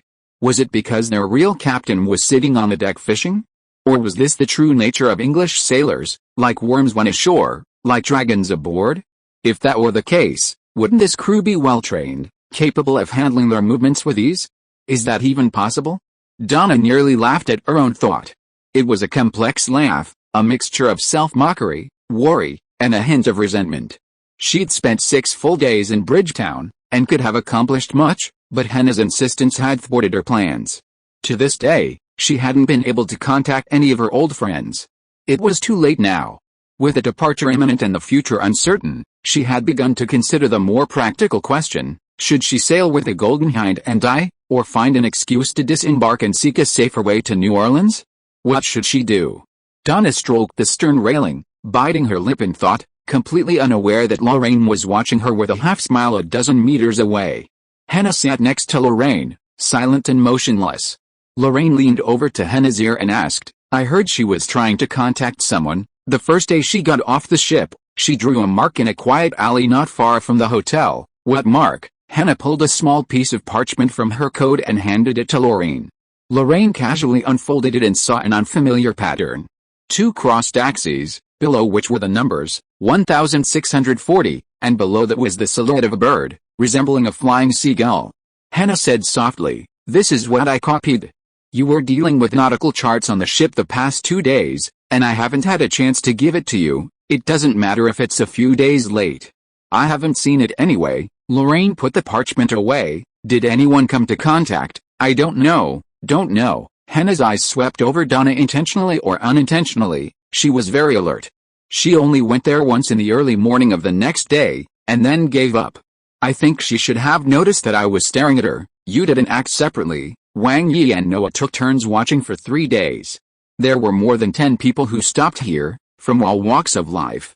It was impossible to distinguish any special targets. "I forgot that this is not Europe." Lorraine shrugged helplessly. "So be it. Anyway, we accidentally picked up the line of the New World Fleet. As for Ms. Linka's line, if we get it, we're lucky. If we don't, it doesn't matter if it's broken. Weigh anchor, full rudder to the right, wind direction southwest-southwest, wind force 3 knots, half sail, half sail. Raise the foresail." Commands came one after another, and the Golden Deer's sail slowly rose. Kren stood in the middle of the deck, shouting like a captain, "Golden Hind, destination Jamaica, hoist the sails, set sail, 5 degrees port. Set sail, set sail." The warship set sail, riding the wind and the waves, slowly sailing out of the calm waters of Castlereagh Bay and into the Caribbean Sea. Donna ultimately didn't disembark. The moment the Golden Hind left port, Lorraine saw her kick the railing in anger, muttering, and then retreat to the poop like a bullied wife. This inexplicably gave Lorraine a slight fondness for her. Faced with a ship full of nautical idiots, she at least chose not to abandon them. Compared to the outcome, the details of their stance, motives, concealment, and purpose were actually less important. After the warship had been at sea for half a day, a sailor came over and whispered to Lorraine that a ship had been spotted at 4 o'clock, following the Golden Hind's side for half an hour. It had no flag on its masthead, and its affiliation was unknown. This news made Lorraine frown. He was prepared for an attack. After all, he'd experienced being tailed by a fishing boat on his way to Bridgetown, and he knew who was targeting him. But unlike Donna's certainty, Lorraine remained skeptical about this possible encounter. On the oceans, the forces that sailed with claws and teeth were primarily navies, pirates, and privateers. Lorraine had carefully analyzed these 3 forces. Modern privateers were essentially merchants, and like Lorraine, their livelihoods depended on guilds and trade routes. Lorraine had yet to establish a Caribbean branch, and even if he did, it wouldn't be enough to undermine the profits of the established guilds in the short term. Without a conflict of interest, privateers had no incentive to risk attacking a powerful destroyer. The motives of the Navy and pirates were clear. In the New World, the British colonial authorities were at war with France, the Netherlands, Spain, and the United States. The Navy might attack British merchant ships with the goal of disrupting British trade routes. But they wouldn't sneak into British colonial waters or relentlessly target the Golden Hind. As such, the only potential attackers against Lorraine were pirates. The Caribbean has a long history of piracy, dating back to the 16th century, when Lorraine's ancestors Francis and John Hawkins roamed the seas. From the mid-17th century to the early 18th century, Caribbean piracy reached its peak. A host of renowned pirates, including Pirate King Henry Morgan, Baron Papillon the Black, Edward Blackbeard, and the pirate Prince Bellamy, wreaked havoc wherever the trade winds reached, terrorizing the world. This era is known as the Golden Age of piracy. During this Golden Age, Caribbean pirates not only promulgated the world-famous pirate code but also established a pirate empire known as the Sea Brotherhood, achieving unparalleled dominance. But pirates are pirates after all. With the advancement of naval firepower, pirate fleets centered around light ships and swift vessels have struggled to challenge the dominance of battleships. This situation is similar to the decisive Battle of the Cantabrians. To capture the Golden Hind, not only did Lorraine risk his life, but British merchants also paid a heavy price. Thinking of this, Lorraine sneered. Could an armed force consisting of only light ships and swift boats truly threaten the Golden Hind? If they could, the reputation of the pirates of the Caribbean wouldn't have fallen to such a low point, would they? The Brotherhood of the Sea. Lorraine's expression suddenly changed. He quickly pulled out the small piece of parchment with a pattern on it, staring at it in a daze. What if the crossed axes were replaced with flags, a skull on the black flag and a turtle on the blue? 1640 was the year Henry Morgan inherited the Brotherhood of the Sea and promulgated the pirate code. The seagull below, with a three-dimensional border and straight lines, completed the shape of a book. The Brotherhood of the Sea's coat of arms. Is Donna Linka from the Brotherhood of the Sea? She's a pirate. Lorraine leaped up. Henna. Take Dawn, the stern ship is flying the Jolly Roger. She's charging us, the sailor's screams interrupted Lorraine, shaking the deck. Expected engagement within 15 minutes, enemy attack. P.S. Why does the Brotherhood of the Sea have a turtle on its coat of arms? A. 1,000 years of survival. B. Related to the birthplace of piracy. C. Captain Morgan's pet was a turtle. The answer is C. In 1630, Caribbean pirates settled on Tortoise Island, located on the northern tip of Hispaniola. This small, turtle-like island boasted fertile land, abundant fresh water, excellent docks, and a defensible harbor. It was an ideal habitat and quickly became a breeding ground for pirates and thieves. Chapter 112 Red-haired Catalina of the Caribbean. Engage. Prepare. Sailors, to the posts. Enemy under attack. Amidst Kren's cries, Lorraine strode rapidly towards the poop, against a flow of people on the deck. The poop hatch hurriedly opened, and Atrin was the first to rush out. He glanced at Lorraine in surprise before dashing off to the gun bay. Noah and Hannah followed closely behind. Donna was the fourth to emerge from the poop. She anxiously glanced at the empty sea, gritted her teeth, and suddenly burst through the crowd, charging at Lorraine. The clash erupted without warning. The crew stood frozen on the deck, stunned, watching Donna advance with fluid steps. In a flash, she was already in front of Lorraine, lunging, sword drawn. A flash of cold light, a clash of metal. Ling. Lorraine had unsheathed his sword, sneering, and with only a short sliver of his sword, the broad blade resting against his forearm. With a flick of his hand, he parried Donna's thrust. Donna lost her balance, and suddenly remembered how quick Lorraine's sword had been when they first met. His blade was drawn with lightning speed, his attacks invisible. Last time, he had subdued the enemy behind him with a back knife technique, and this time, he used the sheathed blade technique to neutralize Donna's attack. His technique was as smooth as ever, as if the weapon on his waist wasn't a heavy, two-handed crescent-shaped blade, but a dagger renowned for its dexterity. Damn it! I underestimated him. A moment of distraction, and the shadowy figure suddenly approached.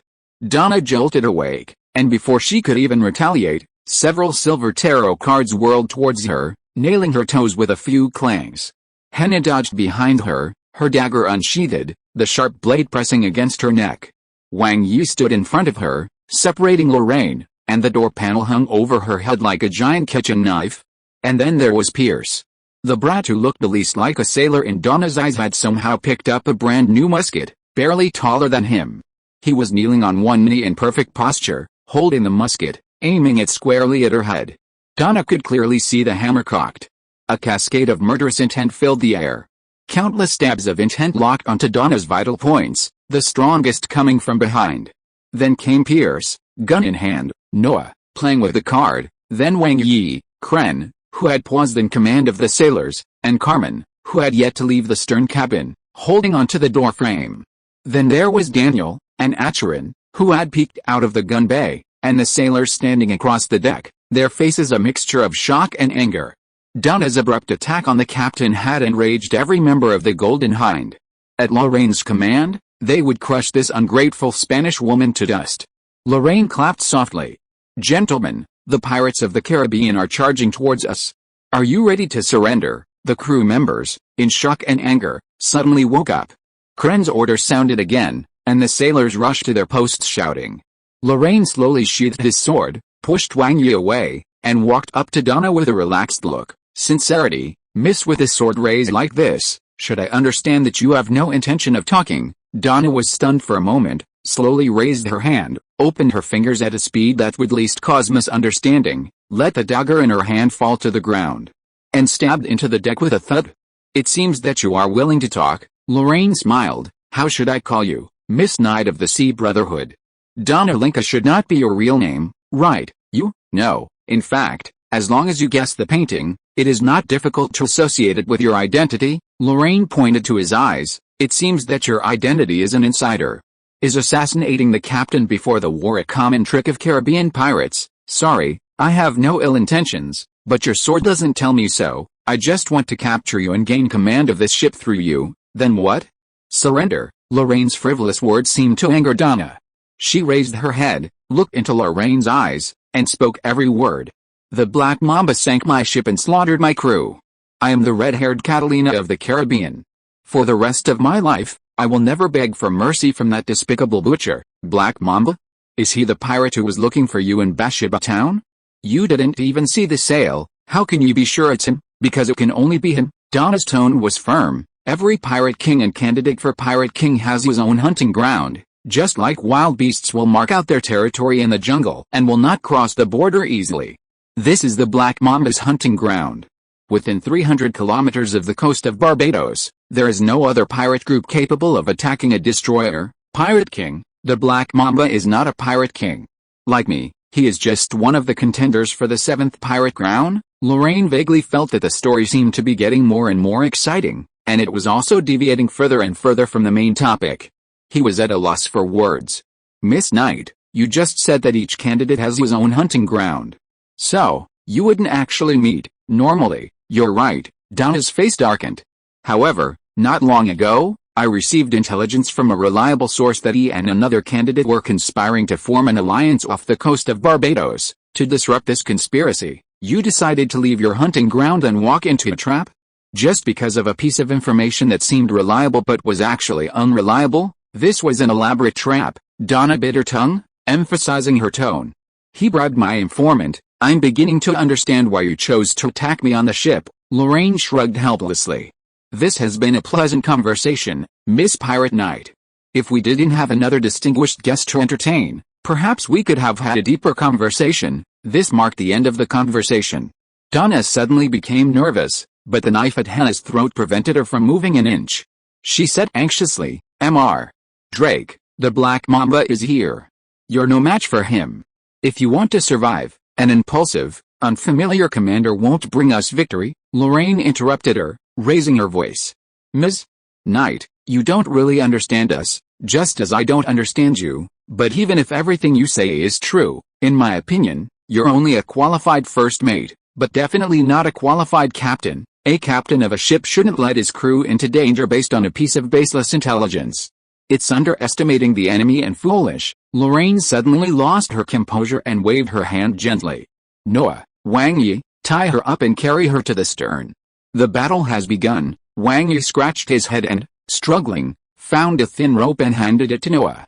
As Hannah released the knife, Donna suddenly struggled. "But you don't understand the Black Mamba, nor the Caribbean," she shouted anxiously at Lorraine. "You don't have to give me command, but you can offer me advice, and it's up to you to decide whether to adopt it.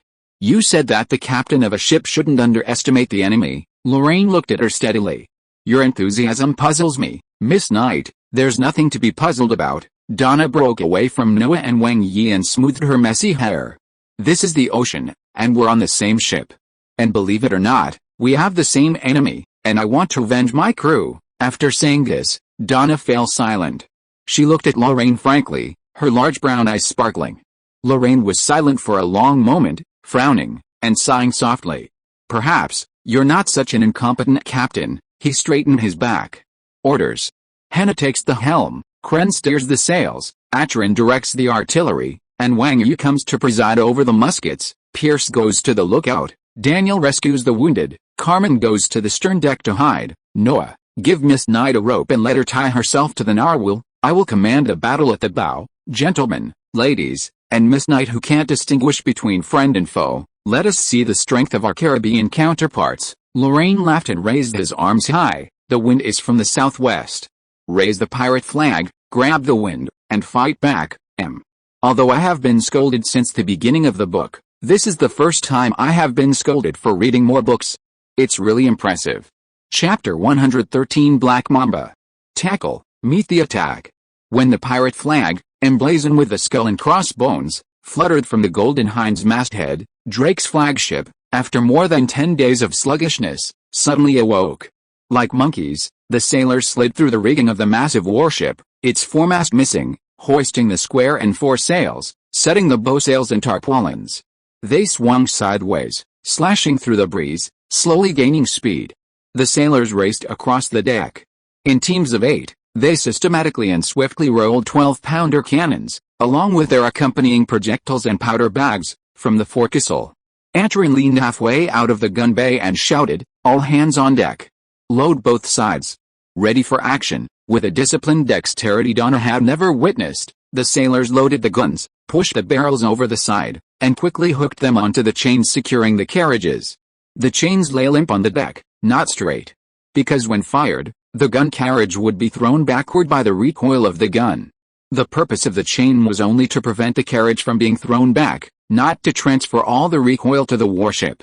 Lorraine, estimating the distance from the bow, shouted the order, "Hard rudder left, sail." Henna turned the steering wheel without a word, and Kren and the sailman pushed the boom, creating an arc on the aft deck. As the ship tilted, the foresail remained fully filled. The Golden Hind thus completed its first tack. Donna watched silently. She stood beside Lorraine, a thin rope tied around her waist. The other end of the rope was tied to the narwhal's fierce crossbow arm, with only a meter of rope remaining. This was her reward for Lorraine's permission to tie herself. Whether Lorraine trusted her or not was not a question for the moment, but the Golden Hind's crew certainly did not let down their guard. Noya, the Shire Roma girl who blushed whenever she spoke and dared not even walk ahead on her own, sat cross-legged beside her, fiddling with the card box at her waist, her eyes evasive and her voice soft. But Donna would no longer mistake her for a noble young master's personal maid. Not long ago, this maid had fired a few tarot cards, which had easily penetrated the solid oak deck, half an inch deep. If those tarot cards had pierced a person. Donna shuddered, suddenly remembering the time she had asked her to read at close range out of curiosity.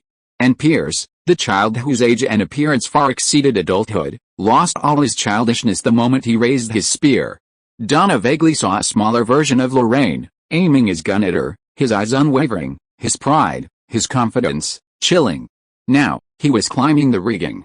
On the rickety ship, carrying a spear as tall as a man and draped in a strange cloak made of the hide of some creature, the child scaled the 30-meter-high observation tower like a clever monkey, unfazed by the danger. How could Donna not know that everything she had seen was fake? The lecherous and talkative Atrin, Wang Yi, who only knew how to cook, the tired butler Kren, Henna, a loyal servant with no sense of self but her master's loyalty. And then there was Lorraine Drake, who seemed filled with aristocratic sentiments and treated sailing as a picnic. Donna looked up, staring blankly at the colorful pirate flag fluttering on the masthead, muttering to herself. This is a group of wolves in sheep's clothing, a premeditated invasion. Lorraine heard her words and turned back with a smile. "Miss Knight, have you figured it out? You don't have to call me Miss Knight anymore. I have abandoned my family for a long time and I don't deserve the title of Knight, but you didn't tell me your name. I can't call you." "Hello." Donna was silent for a while. "Katrina de Beau. I was the daughter of the Count of Estamba in Barcelona, and now I am the red-haired Catalina of the Caribbean, a pirate captain who lost his ship, Ms. de Beau." Lorraine bowed slightly. "I am glad that we have gotten to know each other a little better. In return, I am indeed interested in pirates in the Caribbean, but I never thought that you would be a pirate." Or such an outstanding one? Catalina shook her head and laughed twice. Golden Hind, Drake, if I'm guessing correctly, your ancestor is Francis, the pioneer of the Caribbean pirates. Did you know? Famous pirates throughout history all looked up to him as a role model and aspiration.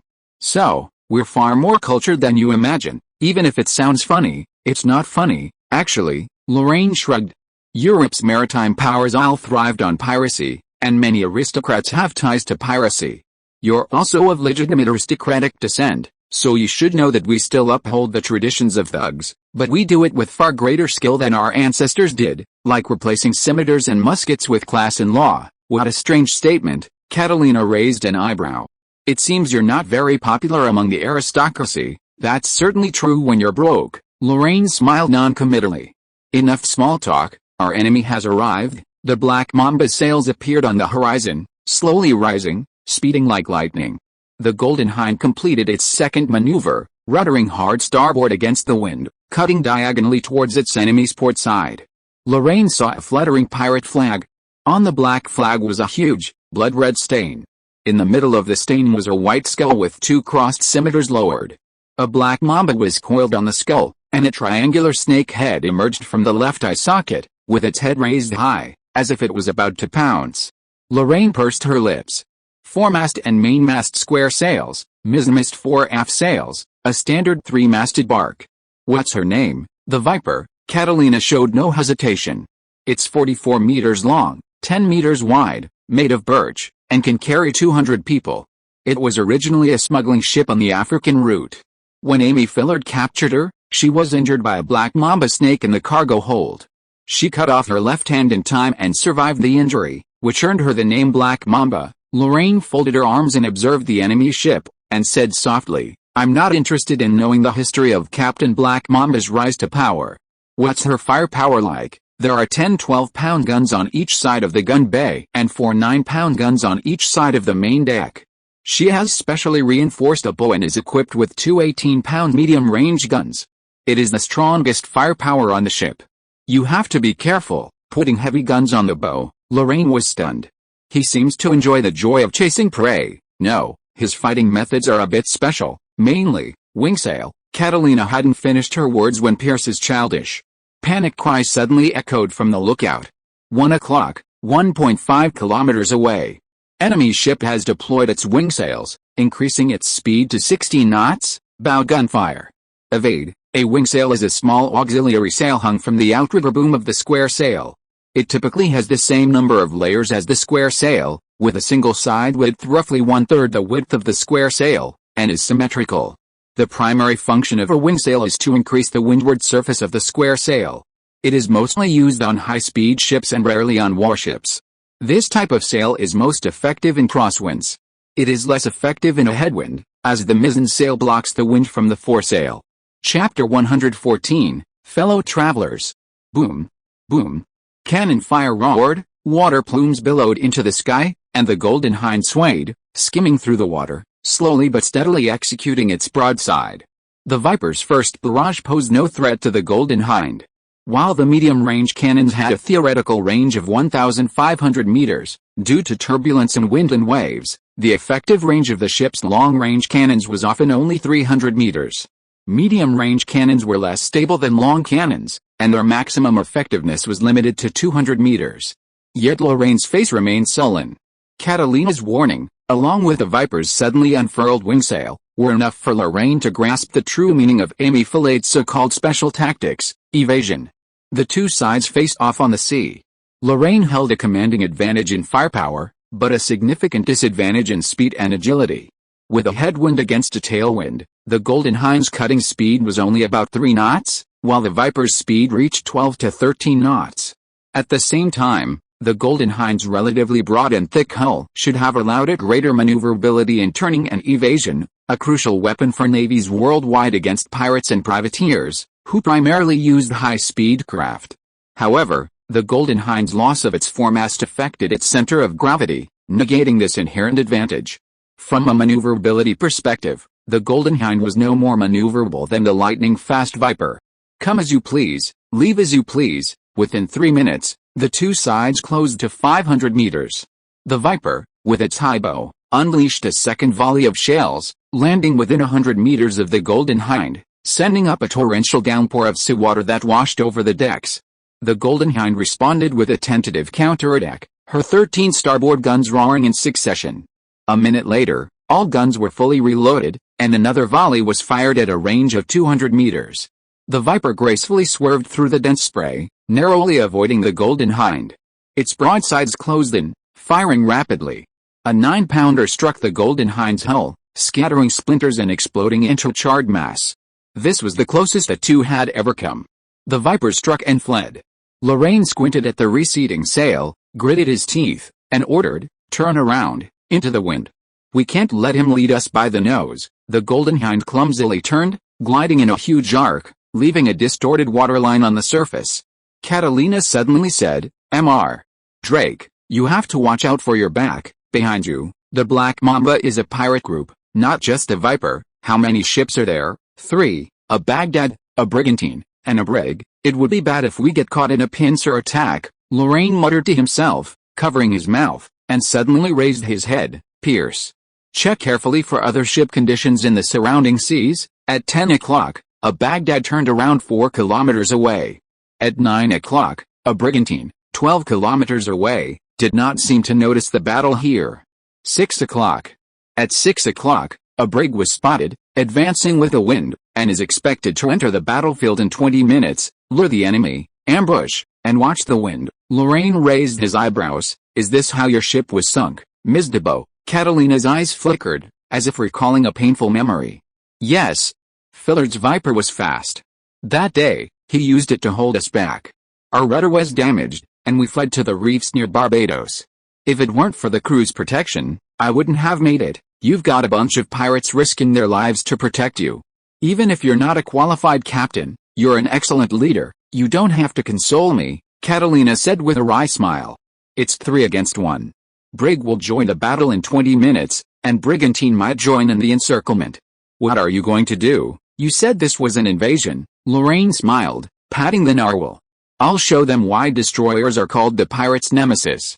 Fire, boom, boom, boom, boom. A continuous barrage of artillery fire raged as a fierce battle raged off the coast of Barbados. However, this battle was very different from the one in Cantabria that day. Because the Black Mambas were pure pirates, none of their officers, including their captain, Amy Fillard, had any formal training. Unlike the privateers of Northwest Europe, most of whom had military experience, their tactics were naturally imaginative and unpredictable. This was likely the template for the adversaries Lorraine would face for a long time to come. The pirates of the Caribbean were no easier to deal with than the privateers of Northwest Europe. With sails inflated, the Viper sped across the vast sea like a ghost, repeatedly charging the Golden Hind with swift turns and unsophisticated gunnery, sometimes approaching, sometimes retreating. Meanwhile, the brig had already arrived at the battlefield, cunningly dropping to the side, trying not to expose its broadside to the Golden Hind's densely packed gun ports. The Golden Hind's response seemed particularly clumsy. The speeding Viper lurched to port, with most of the gunners concentrated there. The 18-pound flintlock guns could fire almost once a minute, yet the shower of pellets had yet to make a single impact on the Viper. The gunners struggled to catch this slippery sea loach, but to no avail. During a lull in their bombardment, the Viper seized another opportunity, using close-range fire to tear off a long section of the aft balcony's wooden guardrail. The lingering brig lingered starboard, and the Golden Hind could only contain it with its 12-pounder guns, 2 on the main deck and 4 on the stern. The narrow firing angle significantly affected her accuracy. After more than 10 rounds of fire, only 1 shell grazed the brig's bow, creating a crescent-shaped nick that had no effect on her progress. The brig accelerated forward again and again, then slowed down after firing its empty volleys, advancing and retreating like a nimble mouse toying with a lame cat, time and again. The rats grew bolder, the battleship's thrusts becoming more determined and deeper. Yatrin and his gun crew stood behind the penultimate gun port on the starboard side, their eyes narrowed, their hands raised, their thumbs aligned with their eyes and the distant brig, motionless. "I didn't expect that the captain who looked so chaste would be a fellow traveler." The gunners who knew him well knew immediately that he had started to adjust his firing position, and hurriedly responded, "Captain, could it be that this tactic is about picking up girls again?" "That's inevitable," Yatrin said with a pious face. our captain met two noble ladies at the ball. One was gorgeous and full of energy, and the other was ordinary looking. She was naturally self-possessed because of her friends, but the captain just liked the lady with low self-esteem and wanted to take away her virginity. The gunner looked strange. Is our captain blind? What do you know? Beautiful appearances are all the same, but only a noble soul can make people obsessed. Oh, but our captain can't directly attack the lady with low self-esteem. Because people with low self-esteem are often timid, just like our fortune teller. An overly enthusiastic gentleman will scare her and make her run away, never daring to get close again. Then, what should we do? Pursue the beautiful lady? The gunner's eyes sparkled, bluffing. Yatrin nodded triumphantly. That's it.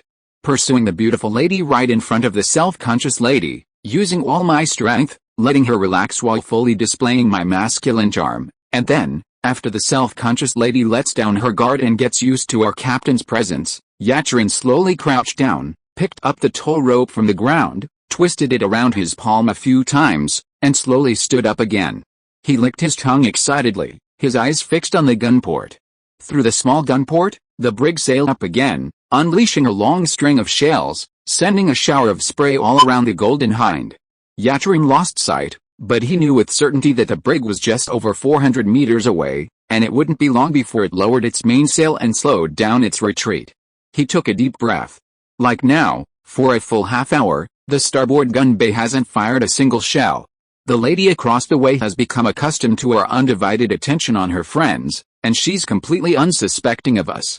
Now, we must find out a route home after the ball, cover our faces, intercept the carriage, and right there in that romantic carriage, fire, boom. Thunder roared, and a fiery serpent spat its tongue.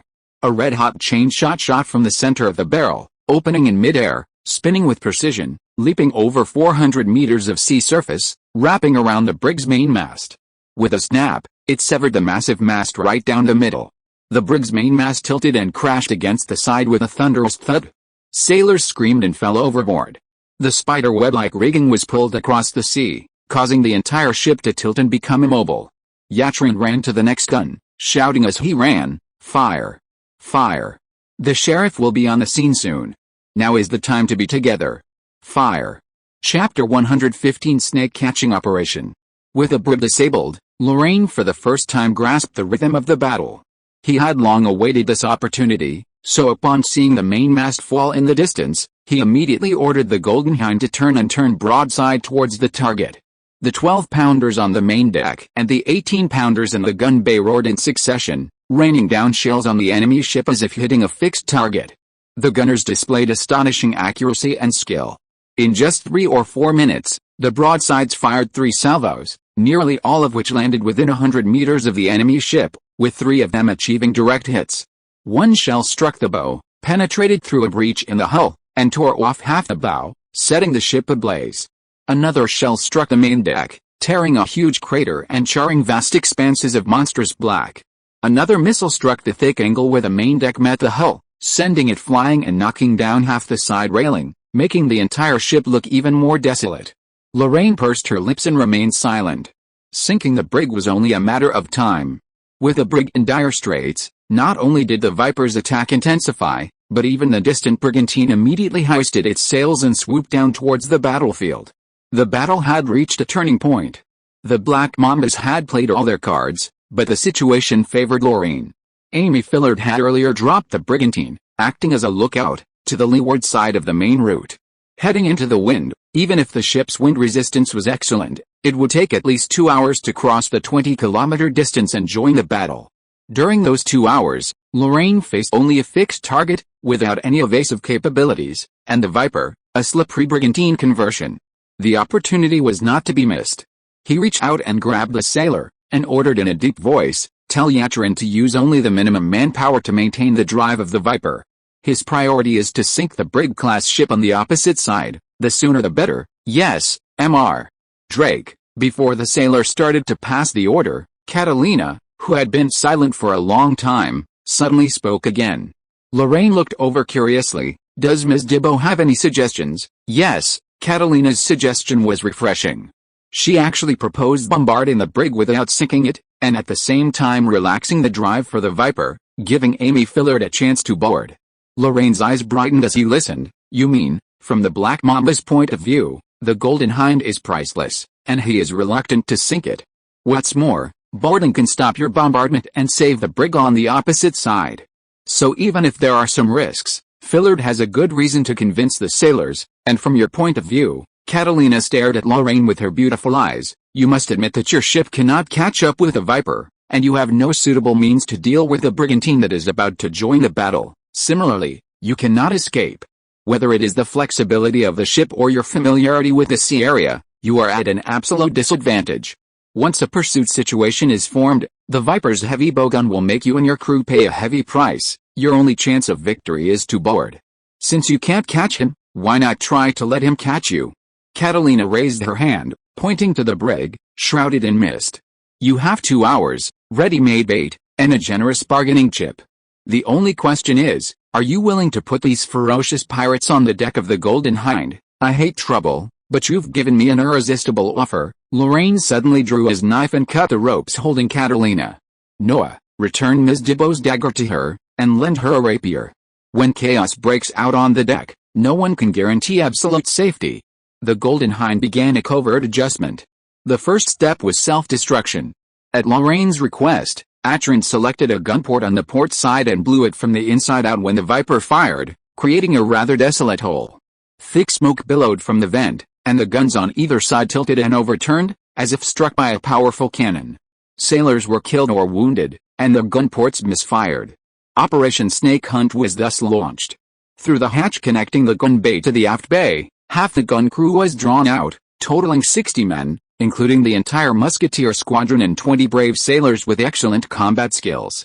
They were led by Wang Yi, Noya, and Katarina, the female knight with 2 swords who had temporarily joined the Golden Hind. However, the Golden Hind's firepower showed no significant decrease. The main deck gunners were withdrawn to the gun bay, leaving only about 20 men on deck to handle the ship.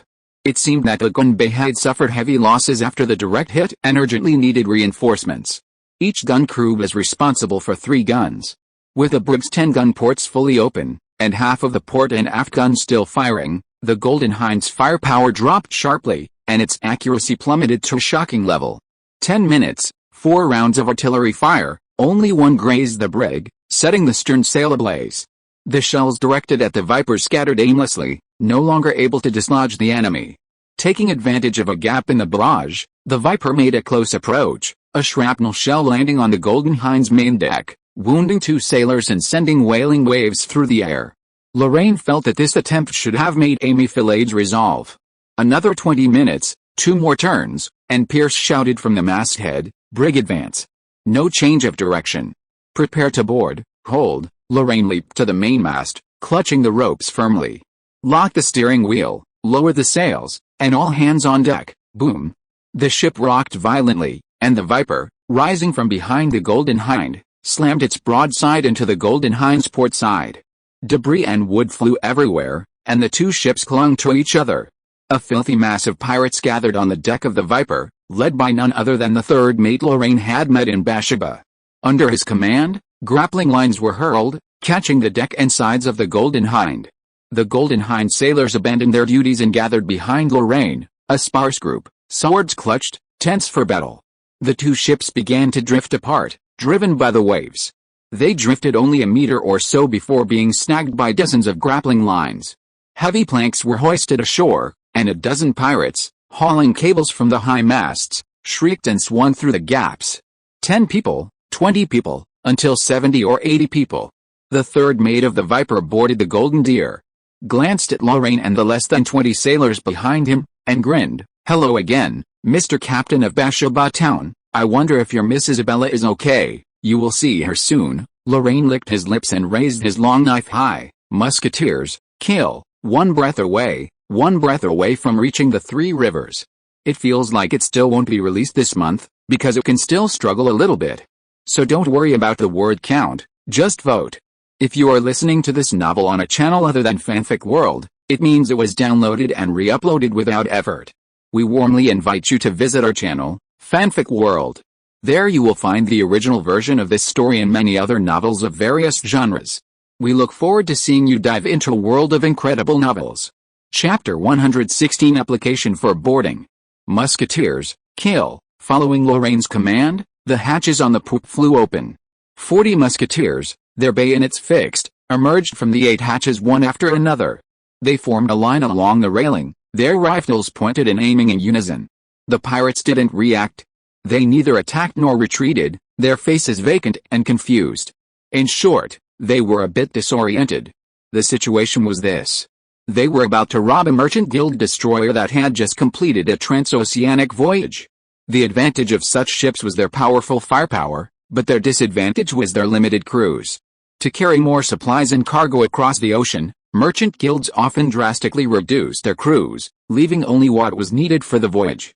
As for defense, merchants often confused the caliber of their guns with a ship's combat effectiveness. At best, this was a cautious ship, or perhaps the captain had temporarily increased the crew to a maximum during his rest stop in Bridgetown to prevent a surprise attack by pirates during the Caribbean voyage. The sailors he could find were little more than a bunch of ragtag vagabonds. Bridgetown lacked any higher-class sailors.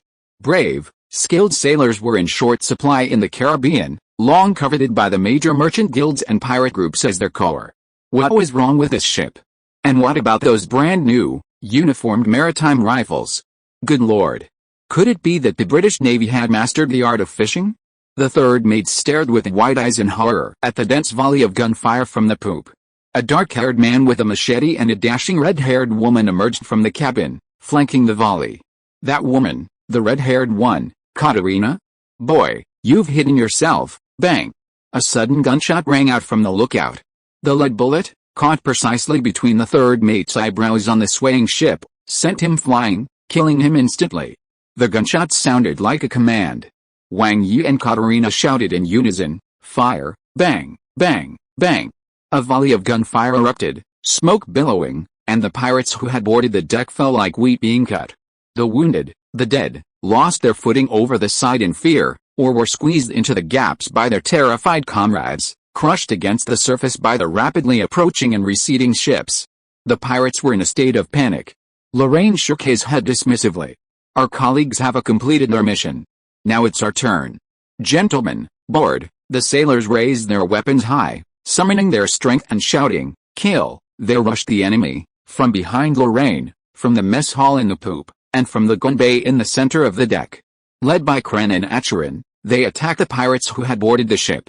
Wang Yi directed the musketeers to turn their muskets, aiming at the approaching deck of the Viper. Noah and Hina gathered behind Lorraine. Lorraine, knife in hand, twisted his arm, and suddenly launched himself forward. In the chaos, a pirate raised his musket at him. A flash of cold light pierced his heart as a flying red velvet knife flew towards him. 2 pirates forced their way aside to intercept him, but before they could reach him, the one on the left was shot dead by Pierce, and the one on the right had his throat slit by Noah's silver tarot. Without stopping, Lorraine rushed towards the Viper, planted his foot on the barrel of a 12-pounder, stepped on the railing of the main deck gunport, and leaped high, stomping heavily on the Viper's deck. Bang! He dropped to one knee and rushed forward. The pirates gathered on the deck fired their short muskets, and with 2 bangs, they struck him where he had stood. But Lorraine was no longer there. He lunged at the enemy with a wild laugh, his sharp blades unfurling and swishing, blood splattering everywhere. Counterattack! Counterattack! Hannah, landing on all fours like a cat, leaped over the side, leaped through the gap, and tackled a running pirate, the 2 pirates falling apart in a single blow. Without a second's movement, she grasped the dagger from her leg. The fallen pirate twitched, clutching his neck in despair. A gaping wound pierced the deck, thick blood gushing out.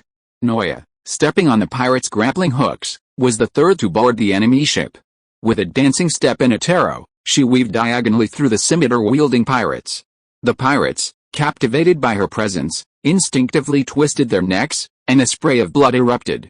The battle reached its climax. Aboard the Golden Hind, Kren shouted, crushing his opponent with his sledgehammer. Behind him, Acheron fired his musket, swiftly killing the enemy who was about to launch a surprise attack. Both men breathed a sigh of relief. Kren looked up to see only a few of the invaders remaining on the Golden Hind, each entangled by a larger number of sailors, desperately brandishing their swords. He stepped onto the plank in front of him and shouted, "Counterattack, support the captain. Kill, Catalina stared blankly at the nearly one-sided battle. She remembered the Black Mamba pirates as brave and ruthless, their leader, Amy Filade, as notorious for their brutality. As a pirate king candidate on par with her, his selection by the Sea Brotherhood and the award of a token of his power was a testament to his strength. The sailors of the Viper were accustomed to fighting, and boarding combat was their specialty. But now, they were being chased and attacked by the sailors of the Golden Hind. Such elite troops. After 200 years, would Drake's name once again resonate across the Caribbean? She looked towards him, stunned, and suddenly heard the king calling her. Ms. Debo, the battle aboard the Golden Hind is over. Will you stay here, or go seek out some excitement aboard the Viper? Catalina bit her lip. I will definitely kill Amy Filade, then you better hurry. Wang Yi twisted his hips as he warmed up. As the captain's prey, there's no telling when his head will be severed from his neck.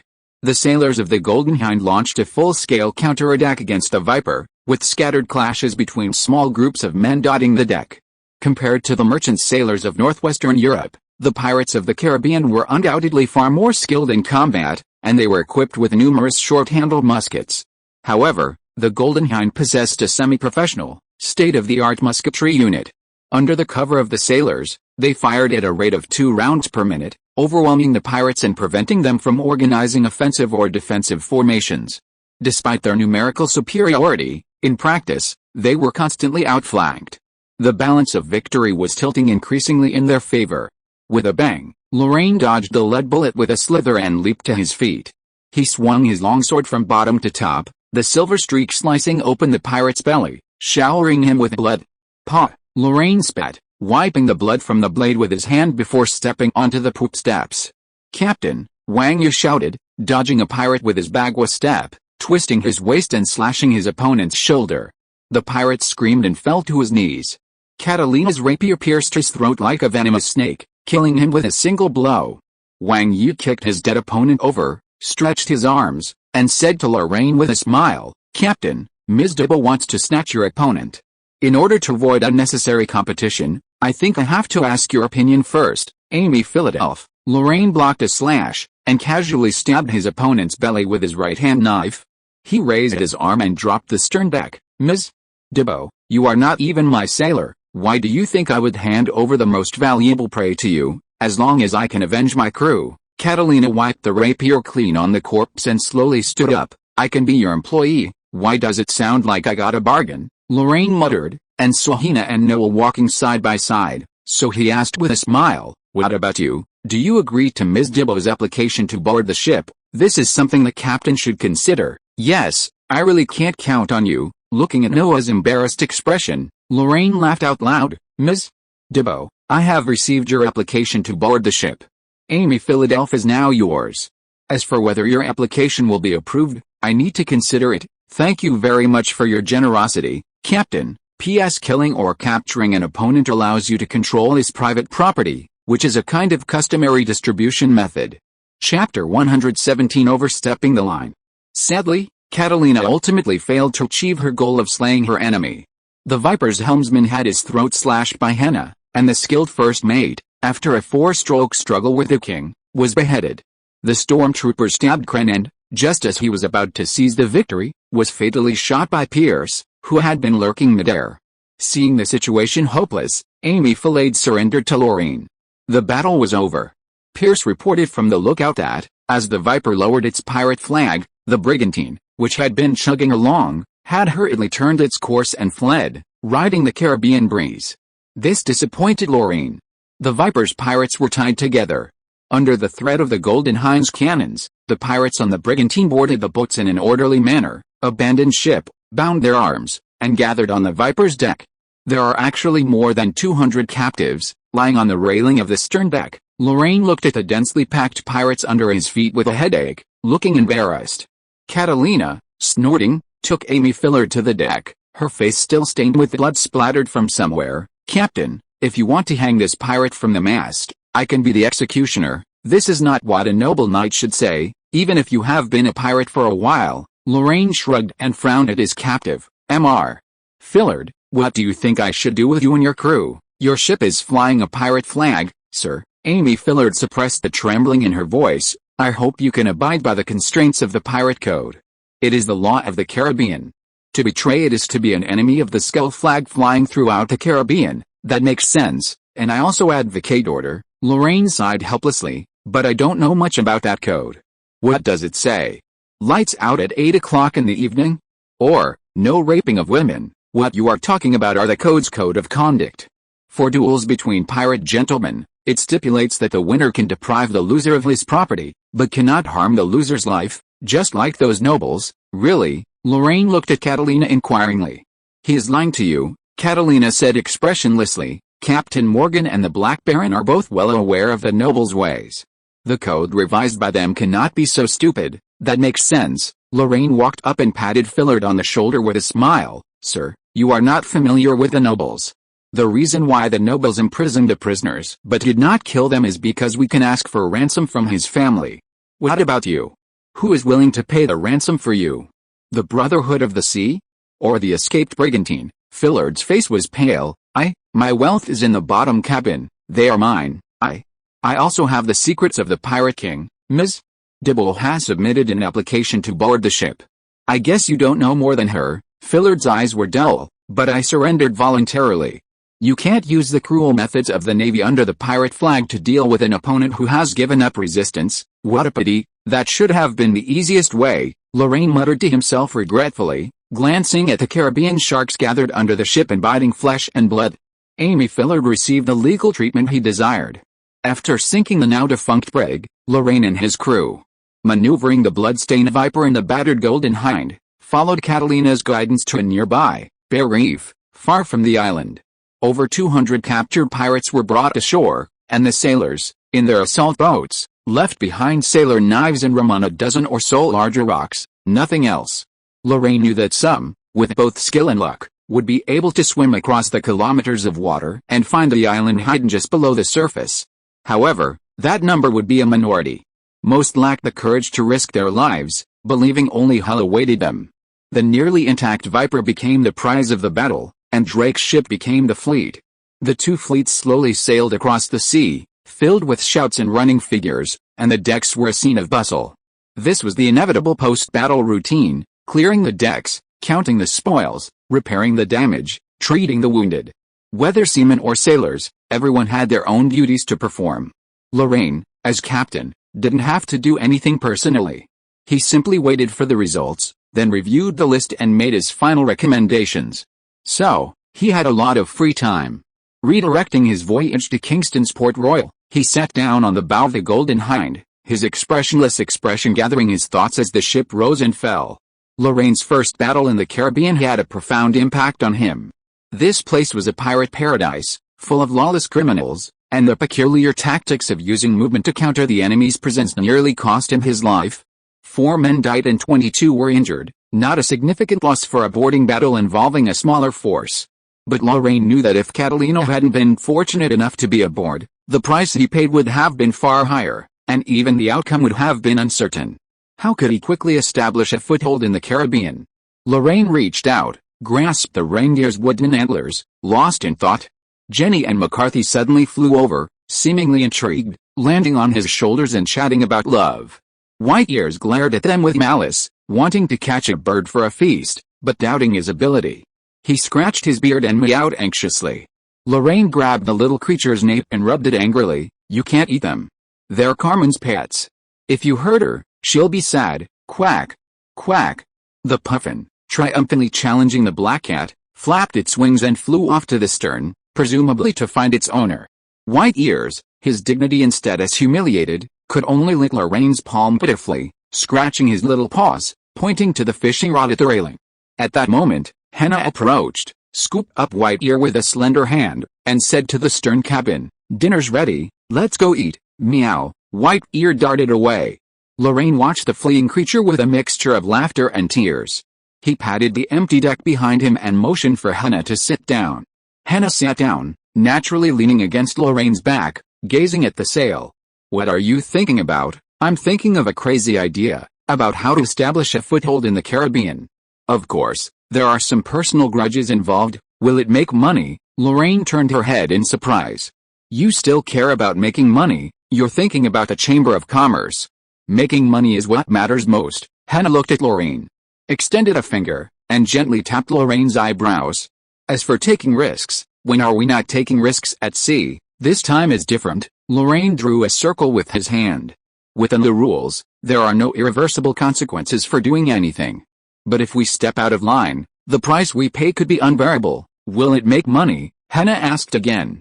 Lorraine thought about it carefully. Yes, and you can make a lot of money. Then don't step out. Just stand at the edge of the line and stretch your hand out. Lorraine's eyes widened. You mean, overstepping the line? Chapter 118, Stigmatized Saint. Miss Catalina Dubois, let me formally introduce myself to you. In the captain's cabin of the Golden Hind, Lorraine summoned Catalina for the first time, using a superior to subordinate approach. From the moment he opened his mouth, the solemnity of the conversation was palpable. My name is Lorraine Arthur Drake, a disgraced scion of the Drake family, a hereditary baron of England. I'm the president of the Plymouth Drake Chamber of Commerce and holder of a letter of marque. Our chamber was established last year, and its Northwest European branch is a permanent member of the English Offshore Guild. We own over a dozen ships and have established trade channels throughout the northwest coast of Europe. As I said, I am a legitimate pirate and a wealthy merchant. My right to trade is granted by the British pound, and my right to plunder is granted by Her Majesty Elizabeth I, both sacred and inviolable. Catalina listened quietly. This formal introduction not only completed her understanding of Lorraine, but also allowed her to extract the core of the entire sentence. Legal pirate and established last year, she discerned the underlying meaning of Lorraine's words. The development of a chamber of commerce is like the growth of a person. Even with a wealth of capital behind it, growth requires time, reputation, connections, trade routes, and so on. A mere year is clearly not enough for a fledgling chamber of commerce to rapidly ascend to a leading position in the industry, yet the Drake Chamber of Commerce has achieved this. Its growth rate far exceeds the implication of the phrase forcing growth by pulling up seedlings. To achieve this, the Drake Chamber of Commerce's core business must be robbery. Lorraine must possess a powerful and skilled fleet, as Catalina had recently experienced firsthand, as had Amy Filade, now awaiting death on the reef. Yet, he was completely different from the pirates of the Caribbean. Robbery was the pirates' only means of transportation. Their revelry stemmed largely from their constant precariousness. As the saying goes, born by violence, made by violence, and ultimately perished by violence, this is the truth. For Lorraine, robbery was merely one of the means. His foundation remained in the Chamber of Commerce. All his robberies and atrocities were ultimately an effort to nourish the Chamber of Commerce and nurture it. The Drake merchants were not pirates. The pirate code, the Bible that pirates held, did not apply to Lorraine. The inevitable, tragic future that pirates faced did not apply to him either. This was what Lorraine wanted to say to Catalina: act like a pirate, not think like a pirate. Catalina took a deep breath. So, Captain? I've given you the decision of whether to go or stay. If you think a woman with a past of piracy is not suitable to be a member of your ship, you can just drop me off at the next port, or hand me over to the local colonial governor. You misunderstood, Miss Dibbo. Lorraine looked at her with a smile. I have a plan, but I haven't decided whether to implement it. You are the core of this plan, so I need you to fully understand what kind of group the Drake Chamber of Commerce is, and decide rationally whether to devote everything to the Chamber of Commerce, rather than simply to avenge the crew members. Decision rationally. A dispute of personal feelings is beautiful, but it cannot give people persistent motivation.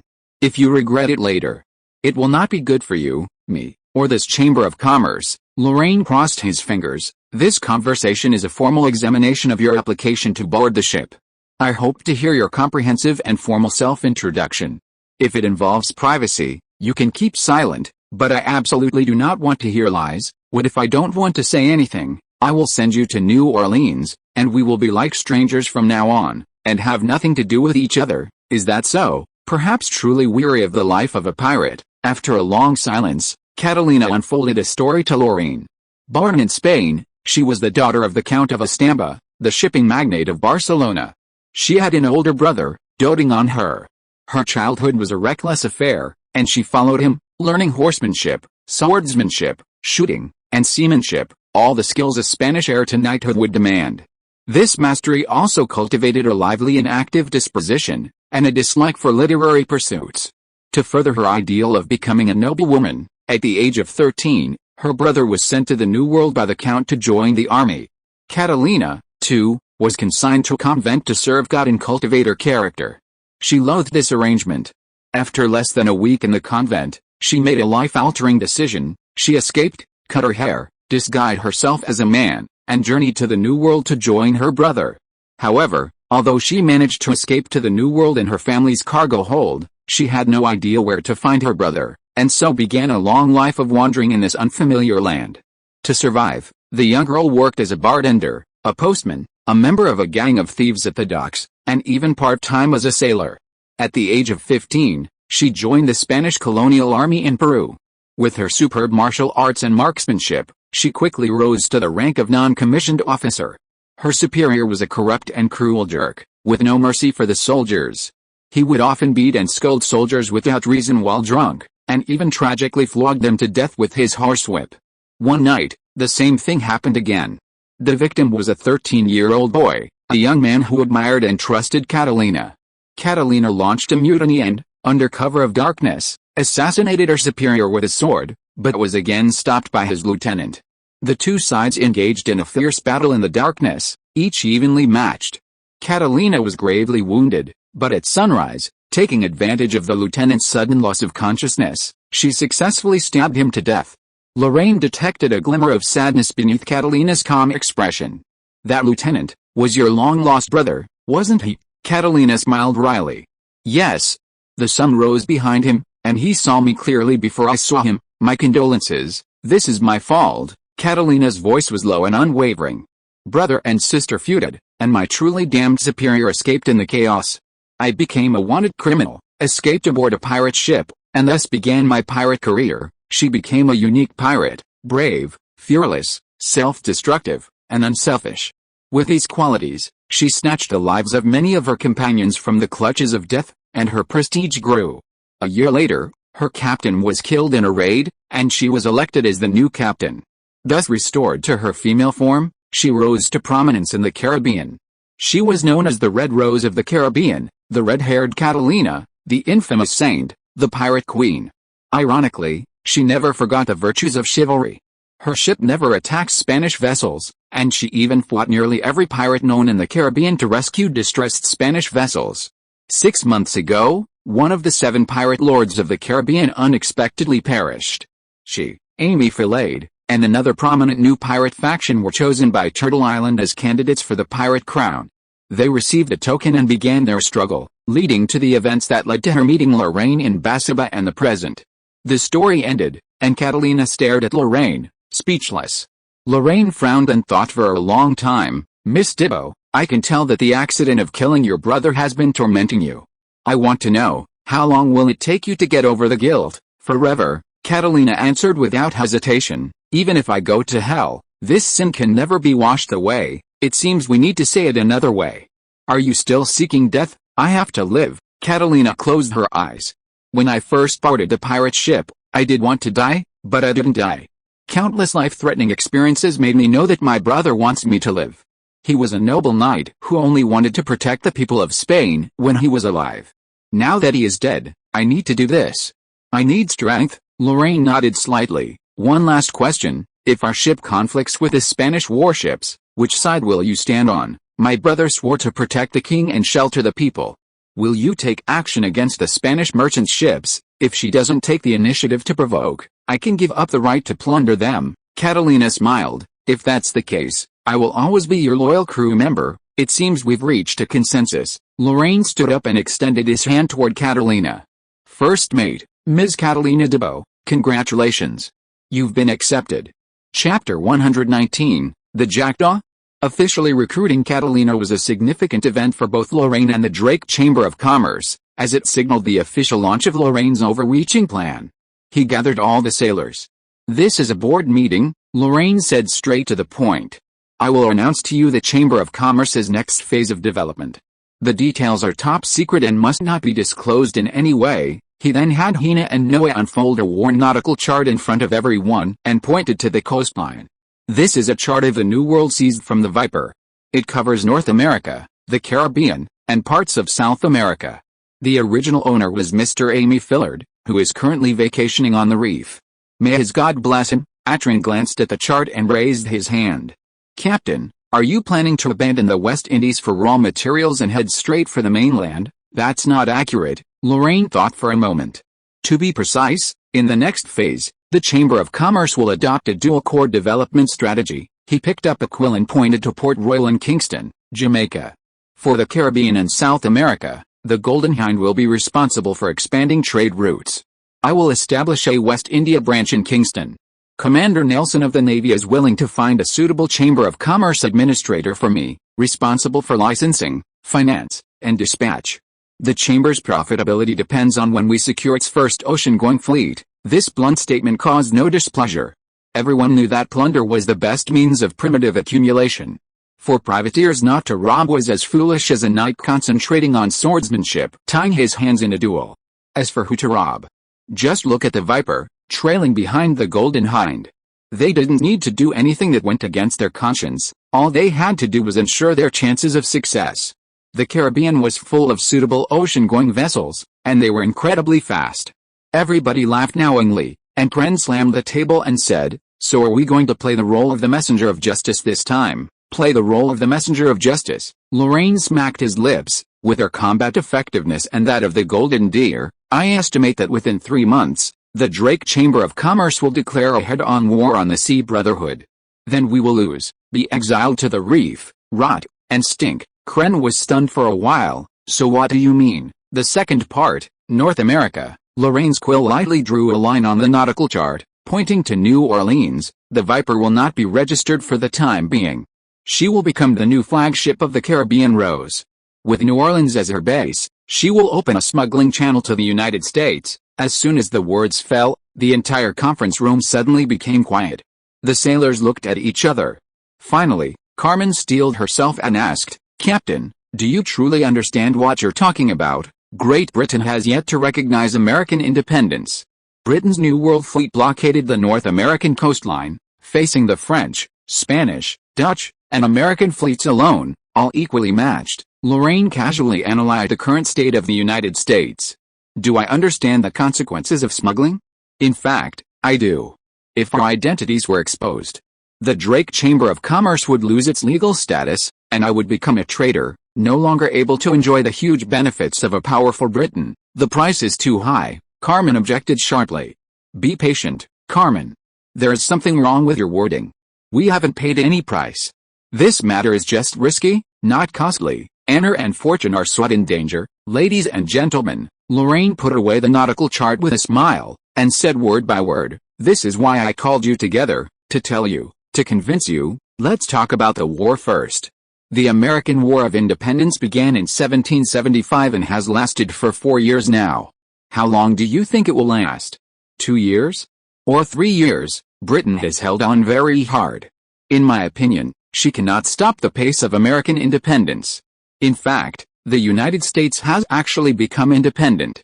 In the civilized world, only Britain still does not recognize her national status. This is a new, prosperous country with vast territory and civilized gentlemen.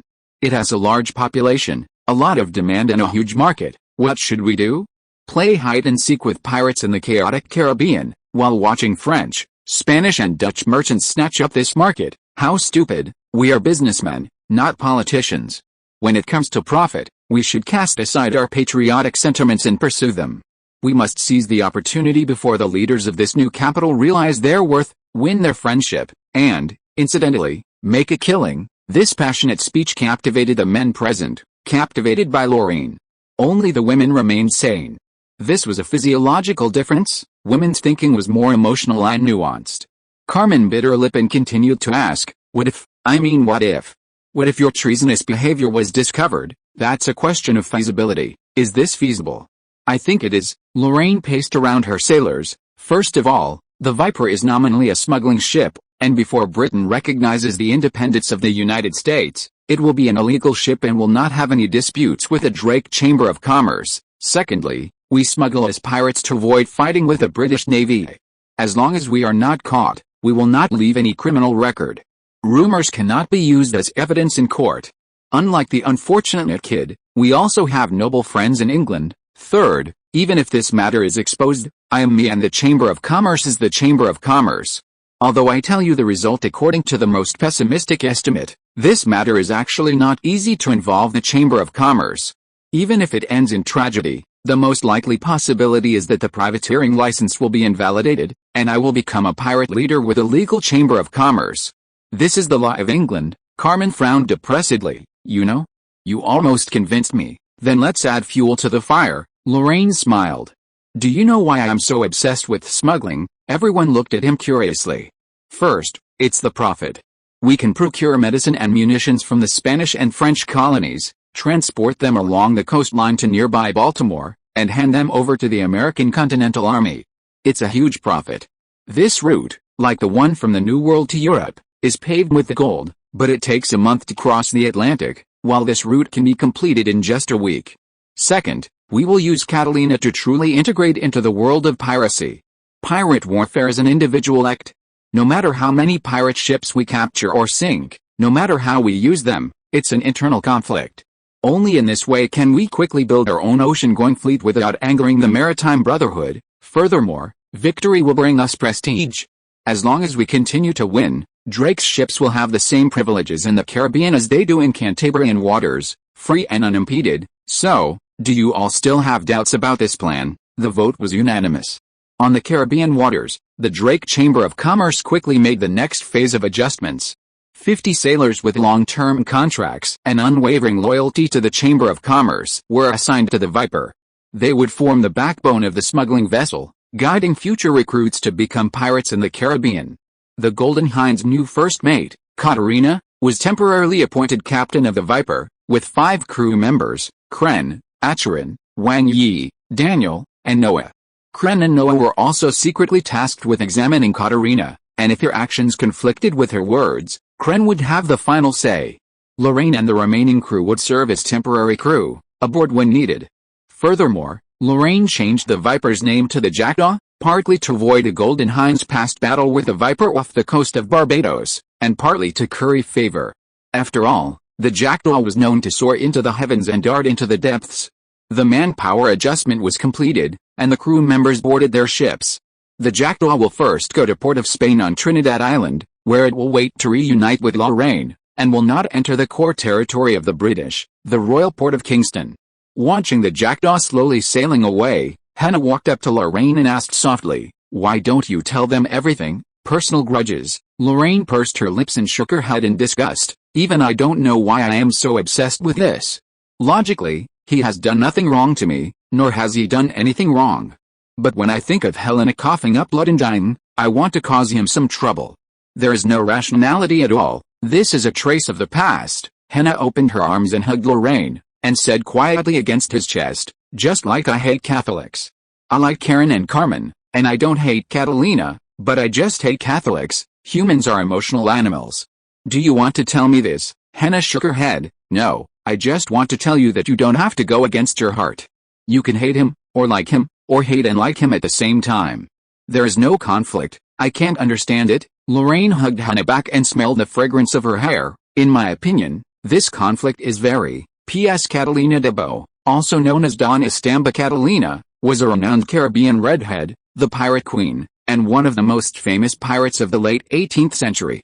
Before boarding Lorraine's ship, her life and deeds were largely based on historical facts, demonstrating her rich experience. Chapter 120 The Drake Family's Stupid Brothers. After bidding farewell to the Jackdaw, the undermanned Golden Hind decided not to linger any longer. It packed up and headed straight for Jamaica, located in the central Caribbean Sea. Jamaica is a key transit point on Caribbean shipping routes, bordered by Cuba to the north, Hispaniola to the east, and Central and South America to the southwest. Through the Windward Passage, one can reach the densely populated Bahamas, and across the Yucatan Channel, the windy and deep waters of the Gulf of Mexico. It offers excellent access in all directions. The island has a long colonial history. In 1494, Columbus and his fleet became the first Europeans to arrive. In 1509, Spain claimed Jamaica as a colony, renaming it Santiago. In 1538, Spain established Spanish Town as its capital. Their rule over Jamaica lasted for a century and a half. In 1655, a British fleet jointly led by William Penn and Robert Venables successfully captured Jamaica. They invited the pirates to the island's largest port, Port de la Loire, to help defend against a potential Spanish counterattack. Over the next few years, they repelled the enemy twice, thus beginning Jamaica's deep connection with Caribbean piracy.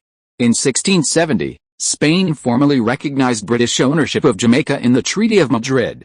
In accordance with the promises made to the pirates by the two fleet admirals, Charles I handed Port de la Loire over to the pirates, turning it into a mecca for both English privateers and Caribbean pirates. In 1674, Henry Morgan was pardoned in London, knighted, and appointed Lieutenant Governor of Jamaica. With the support of the British royal family, he returned to the Caribbean. While ostensibly managing his vast estate, he secretly led an even more elite pirate band, subduing renowned pirates throughout the Caribbean, establishing a maritime brotherhood, and promulgating a pirate code, becoming the only pirate emperor in Caribbean history. Wherever the emperor resided, the capital was the nation. Port de la Loire thus became the true capital of the pirate empire. During Morgan's lifetime, its prestige surpassed that of Turtle Island, home of the Sea Brotherhood, and it became a coveted destination for Caribbean pirates. However, this prosperity was short-lived. Morgan died in 1688, and Port de la Loire was destroyed in 1692. A devastating earthquake blew half of Port de la Loire into the sea, and the unproductive pirates quickly abandoned the ruins. A few years later, the British founded Kingston, establishing Port Royal on the side of Port de la Loire as a territorial port for the city. It became the anchorage for the British Royal Navy's New World Fleet. The beaches of Jamaica were stripped of the pirates' unbridled songs, becoming banal, dominated by class antagonism and racial discrimination buried beneath a layer of etiquette and order, just as in every backward nation illuminated by the light of civilization. Lorraine couldn't help but laugh at this thought. Ever since that odd conversation, he'd found himself frequently falling into a strange artistic cycle, indulging in the beauty of nature and moaning without reason. Much like his earlier mockery of the light of civilization, he had no idea why such a strange thought had arisen in him. Could it be that he was still dreaming of emulating Robespierre, gathering a gang of scoundrels, rogues, and bankrupt workers and peasants to tie up and publicly behead George II in Buckingham Palace, only to have some farmhand from some remote corner of the world replace him, undying in his death? Such idleness. Amidst his wandering thoughts, the Golden Hind rounded Morant Point, gazing out at the white sands of Morant Bay before slowly entering the bay of Port Royal. A massive ship approached. Its massive hull, its towering sides, and Lorraine's gaze fixed on the ship's rising bow, a formidable vessel, ready to devour. Shaq stood quietly at the bow, his feet planted on the figurehead like him, two long swords buckled at his waist. The twin swords signified his intention to fight his opponents, perhaps the jackals and cheetahs of France, Spain, and the Netherlands, perhaps the sea rats of America, or perhaps the ubiquitous Caribbean pirates roaming the seas. He saw Lorraine, his icy blue eyes completely still, as if he were looking at a stranger. Lorraine slowly grinned, raised his head, and raised his middle finger high at him. The two ships brushed past each other, and neither Lorraine nor Shaq looked back. Hannah walked to Lorraine with a little worry. That ship is so big. HMS Lion, a new third-class battleship of the Royal Navy, 52 meters long, 15 meters wide, with a mainmast height of 44 meters and a displacement of 1,800 tons. She is the top third-class battleship of the Royal British Navy, with two fully covered gun decks. The lower deck is equipped with 28 32-pound long-range guns, and the upper deck is equipped with 30 18-pound long-range guns. There are 3 layers of stern guns, 12 18-pound short guns, 2 layers of bow guns, 2 18-pound medium guns on the lower deck, and 2 48-pound super heavy mortars on the upper deck. It has a full crew of 550 sailors, fighting, hand-to-hand combat, artillery battles, boarding, pursuit. She can do everything. In small-scale battles, her adaptability and lethality even exceed those of the old second-class battleships. It is the real main ship type of the British Navy and the first choice for the admiralship of the colonial fleet. Hannah opened her mouth slightly. Lion, that's not Colonel Shaq Francis Drake. No, now we should call him Admiral of the Continental Fleet, Major General. This is his flagship, and it was also my father's flagship back then, the one with the same double swords as you. Was he him? Yes. Lorraine shook his head meaningfully. Enter the port. I hope Commander Nelson has prepared everything for us, which can save us a little time. The Lion slowly sailed out of the bay of Port Royal. Shaq stood silently at the bow, his mind full of Lorraine's provocative gesture when they passed by, and the wanton smile on his face. Belle, who had just been promoted to major, walked over lazily with his hands on his waistband, a smile on his brow, and did not look like an excellent officer at all. "Admiral, I just caught a glimpse and I think I saw classmate Drake. If you have time to pay attention to the captains of the ships passing by, you should imprint the portraits of all the pirates in the Caribbean in your mind in advance. This will help me gain military merit." I just happened to turn my head when I turned the rudder. "You know, our ship's side is relatively high." Shaq glanced at him coldly and turned back to the cabin. After walking a few steps, he suddenly stopped. "How is your sister doing recently?" Bell blinked. "Admiral. The military supplies in Hamilton Port were just counted before the transfer. Even if you want to sponsor my sister's studies again, I dare not touch the things there. Reselling military supplies is not a long-term solution." Shaq lowered his head and played with the tassels on his military uniform. "Your behavior in Plymouth has been exposed. If you don't want to go to a military court, it's best to get off the ship in San Salvador." "Exposed?" Bell couldn't believe it and lost his voice for a moment. "When was it exposed?" "Just now." Shaq's voice was steady, making it impossible to tell whether it was true or false. "Because a sailor formally filed a written complaint with me. According to the procedure, I had to convene a military court on the day I arrived in Bermuda to try your crimes. We all know that you deserve it." Bell rolled his eyes to the sky. "Admiral, is there any room for maneuver in this matter?" "Yes, I can also classify your whereabouts as top secret in the name of field work, so that you can retain your military status and avoid trial. When the sailor dies in the battle, the military court will naturally end in vain because the plaintiff has been lost." "I knew it," Bell muttered. "Where are you going to send me on field work?" "Kingston, Drake Chamber of Commerce. I suspect that its president, Lorraine Drake, intends to engage in piracy beyond the privateering license. You have to get close to him and report all his whereabouts to me. This is the only way to atone for your crime." "Atone for your crime, huh?" Bell wanted to spit on Shaq's luxurious military windbreaker. "I need a forged trial order, at least £5 in change. Also, while I'm on field work, I have to send my salary to my mother without a penny less, and I will be promoted normally according to my years of service. There are only ladies left at home, and I can't let them worry." "The request is reasonable," Shaq agreed without thinking. "You will get these when you get off the ship. In addition, I will arrange for reliable people to beat you up." "Why do you want to beat you up?" "Because military tribunals involve torture. My brother is stupid, but he's not easily fooled." Bell bowed his head heavily, sighing resignedly. "All right, you win. Just remember to tell them not to hit me in the face." Shaq shook his head slightly. He said, "That's an unreasonable request. I won't accept it." P.S. Hamilton, the capital of the Bermuda Islands. It was Britain's oldest overseas territory and the base of the British squadron that blockaded the American coast. However, Bermuda has always been a key transit point for American merchant ships smuggling to the Caribbean. Now the old naval building and the old smuggling dock have become museums, facing each other across the sea. It's quite ironic. Chapter 121, Appoint the Talented Regardless of Relatives. Under the guidance of the pilot, the badly damaged Golden Hind slowly moored at West Berth 17 in Port Royal. The missing mainmast and the massive hole in the side drew onlookers, who wondered what pirates had been so daring as to reduce a standard destroyer to such a ragged state. Unfortunately, they were destined to remain unsure. The ship came to a stop, the planks lowered, and Lorraine, along with the crew, strolled down the ship. He flicked a shilling from a distance, which landed precisely in the pilot's hand. "Nice flag signal, sir." The pilot looked at Lorraine sympathetically, put away the shilling, and pointed to the ship. "It seems that your journey has not been smooth, sir. Thunderstorms, waterspouts, icebergs, pirates, the sea is full of accidents.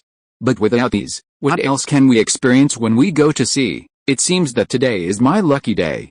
I actually hosted a young adventurer." The pilot gave Lorraine a thumbs up. "Your ship is very powerful. It can cause her serious injuries. Have you encountered the Pirate King of the Caribbean?" Lorraine smiled bitterly and shook her head. "You may not believe it, but this injury was caused by lightning. We encountered a thunderstorm on the mid-Atlantic ridge." "Thunder, pirates are not scary." Lorraine shrugged and smiled. "At least compared with the power of heaven and earth, pirates are not scary at all." The pilot nodded empathetically. "It seems that God chose you to bear his wrath.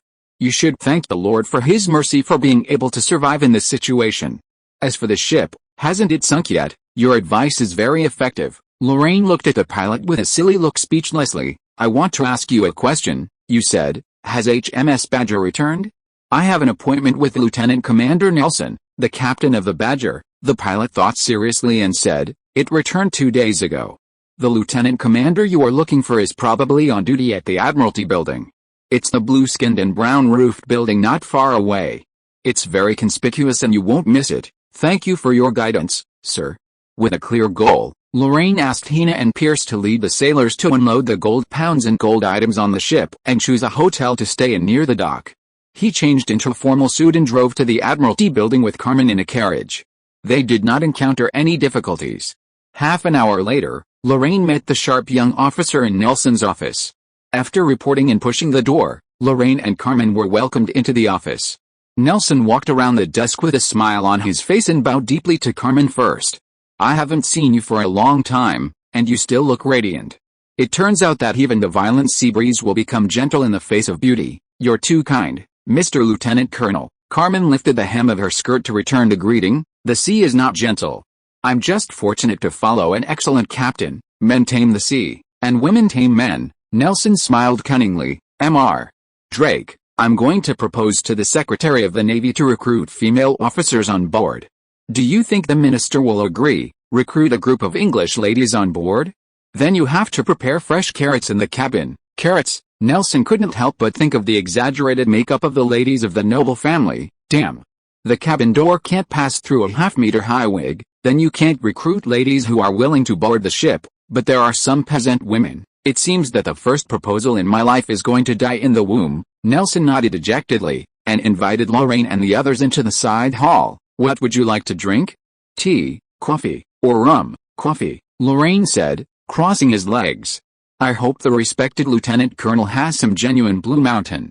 If not, I'll have a barrel of the finest delivered shortly. Then let's have tea, Nelson said with a carefree smile. Merchants are very picky, so I won't make a fool of myself. They both laughed. After the pleasantries, a rich Darjeeling was served, accompanied by fresh milk, cane sugar, and some coarse pastries. Lorraine slowly filled the milk jug, wondering where to get to the point. Unexpectedly, Nelson was far more enthusiastic. Before the tea was ready, the young lieutenant colonel said with a smile, you know? You came at a bad time. What did you mean? I was planning to introduce you to Sir Parker, so I told him about your situation. But it seems that I was doing too much? The Sir knows you. He and the late Vice Admiral Drake were good friends in the army. They had worked together on a ship for quite a long time. Lorraine heard Nelson's blame and explained with a smile, the Sir had a friendship with my late father, but he didn't like to bring his colleagues home, so I didn't know the Sir and had no intention of hiding it, so that's the case. Nelson felt a little regretful. The Sir thinks highly of you. When he heard that you came to the New World, he even wanted to meet you. Unfortunately, when you came, he was away on business in Hamilton, Bermuda, to preside over the inauguration ceremony for your brother, so you were paving the way for Major General Drake. Nelson frowned. You have a bad relationship with your brother, a minor friction, not worth mentioning. Lorraine waved his hand nonchalantly. Lieutenant Colonel, I plan to establish the branch headquarters in Kingston and perhaps even acquire some property. If the Lord needs help, you can easily find me. This topic was perfectly broken down. Nelson's relationship with Lorraine was based on Nelson's employment needs. Military exploits were fleeting, so Lorraine's permanent presence in Kingston was undoubtedly a huge advantage for him. He immediately put the Drake brothers' family affairs behind him and asked excitedly, from what you said, you plan to stay in Kingston for a long time. To be precise, I will stay in Kingston for a relatively long time. Lorraine made the tea and took a sip. I am a person who can't sit still, and the Caribbean is so fascinating. There are so many unknown places waiting for me to explore. How can I enjoy life lazily? You are actually an explorer. I'm just active and curious. Then what about your Chamber of Commerce? Hire people, Lorraine said as a matter of course. If the candidate you recommend to me is not able to stand on his own, I will continue to look for talents who can stand on their own. The charm of capital is that I can hire competent people to do the work he is good at for me, thereby freeing myself to do the work I like Uncle Odilon said. You are indeed a strange businessman, Nelson laughed, but in this case, I don't know if the person I recommend is competent. I believe in your vision. Lorraine complimented lightly, and judging talents is my job, and I also believe in my own judgment. That makes me feel relieved. Nelson nodded, stood up, took out 2 pieces of parchment and handed them to Lorraine. Lorraine took it with both hands and glanced at it. Captain Chuck Parker, formerly the Quartermaster-in-Chief of the New World Fleet, 26 years old. Lieutenant Richard Corderunce, formerly the second mate of the Badger, 28 years old. Are these the talents you have chosen for me? Nelson took out the second piece of paper and said solemnly, Lieutenant Corderunce is my second mate, diligent, down-to-earth, and familiar with the Caribbean waters and ports. He is about to get married. The woman is a small plantation owner in Jamaica, who is a bit snobbish. In order to consider his future marriage, he needs a decent and wealthy job. I think under your command, he can make the woman forget his poor family. He seems to be an excellent sailor. Lorraine shook another piece of paper in his hand. What about Mr. Parker? This one? Nelson smiled helplessly, shrewd and experienced, with an excellent reputation. He is the nephew of Sir Parker, a top student at London Business School, and an agent of the Quartermaster Department. Such a person is not something that a small lieutenant colonel like me can arrange casually. In fact, he was selected for you by the Sir. The Sir wants his nephew to work in my Chamber of Commerce. Nelson shrugged. I heard that Captain Parker is not interested in the military. Although his performance is impeccable, he has submitted 6 applications for discharge after 3 years of service. This time, the Sir granted his request. Lorraine's head suddenly became big. You know what?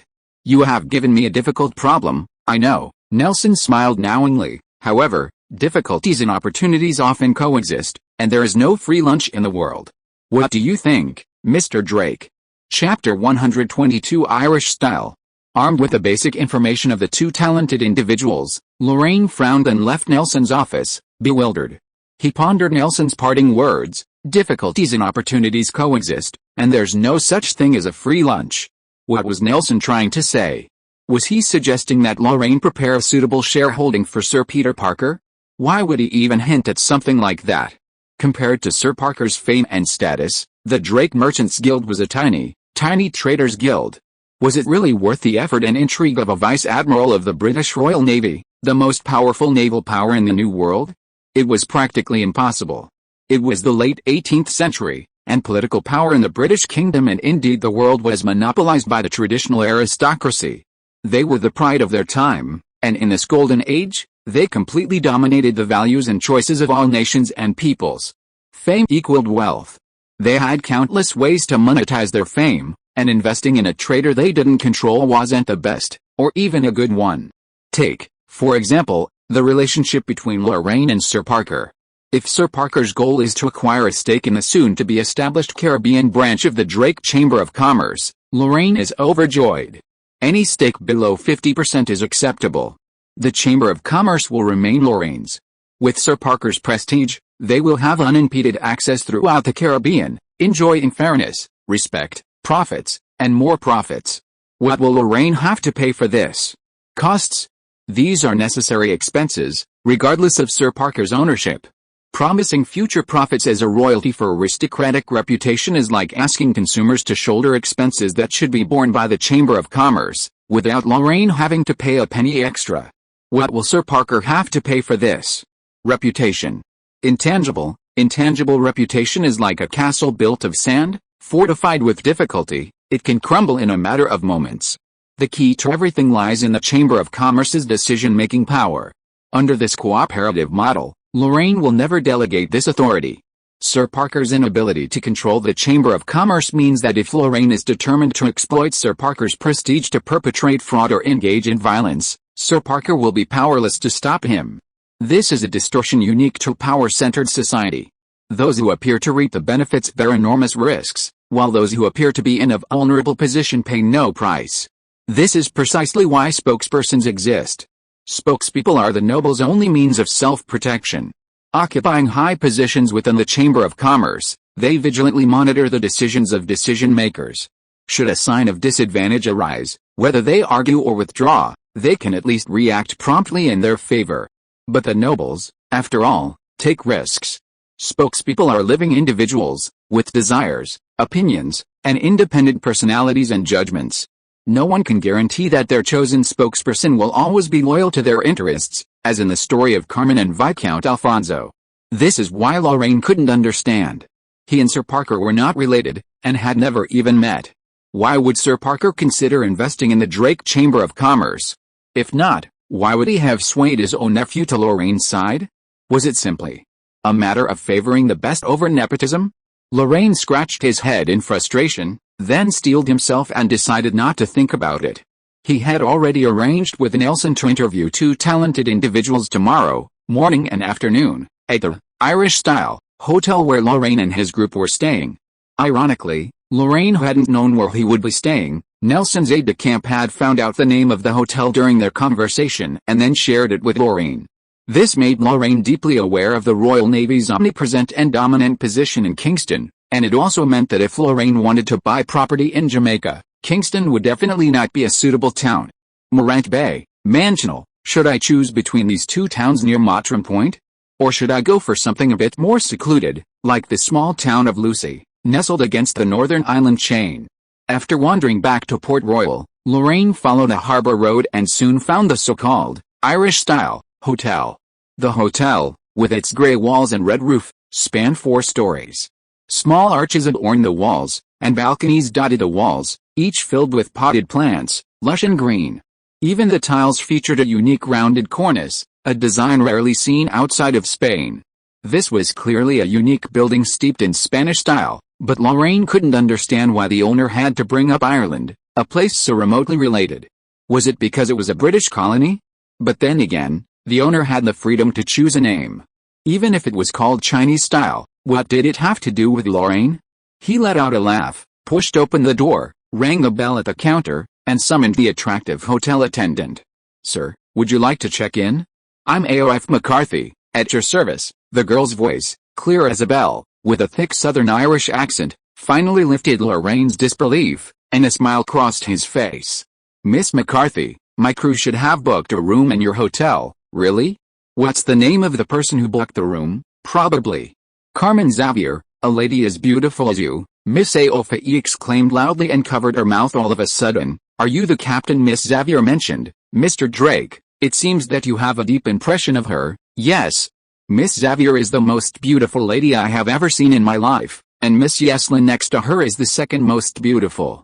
I have always wondered what kind of rude and unmannerly man would let them blow the rough sea breeze."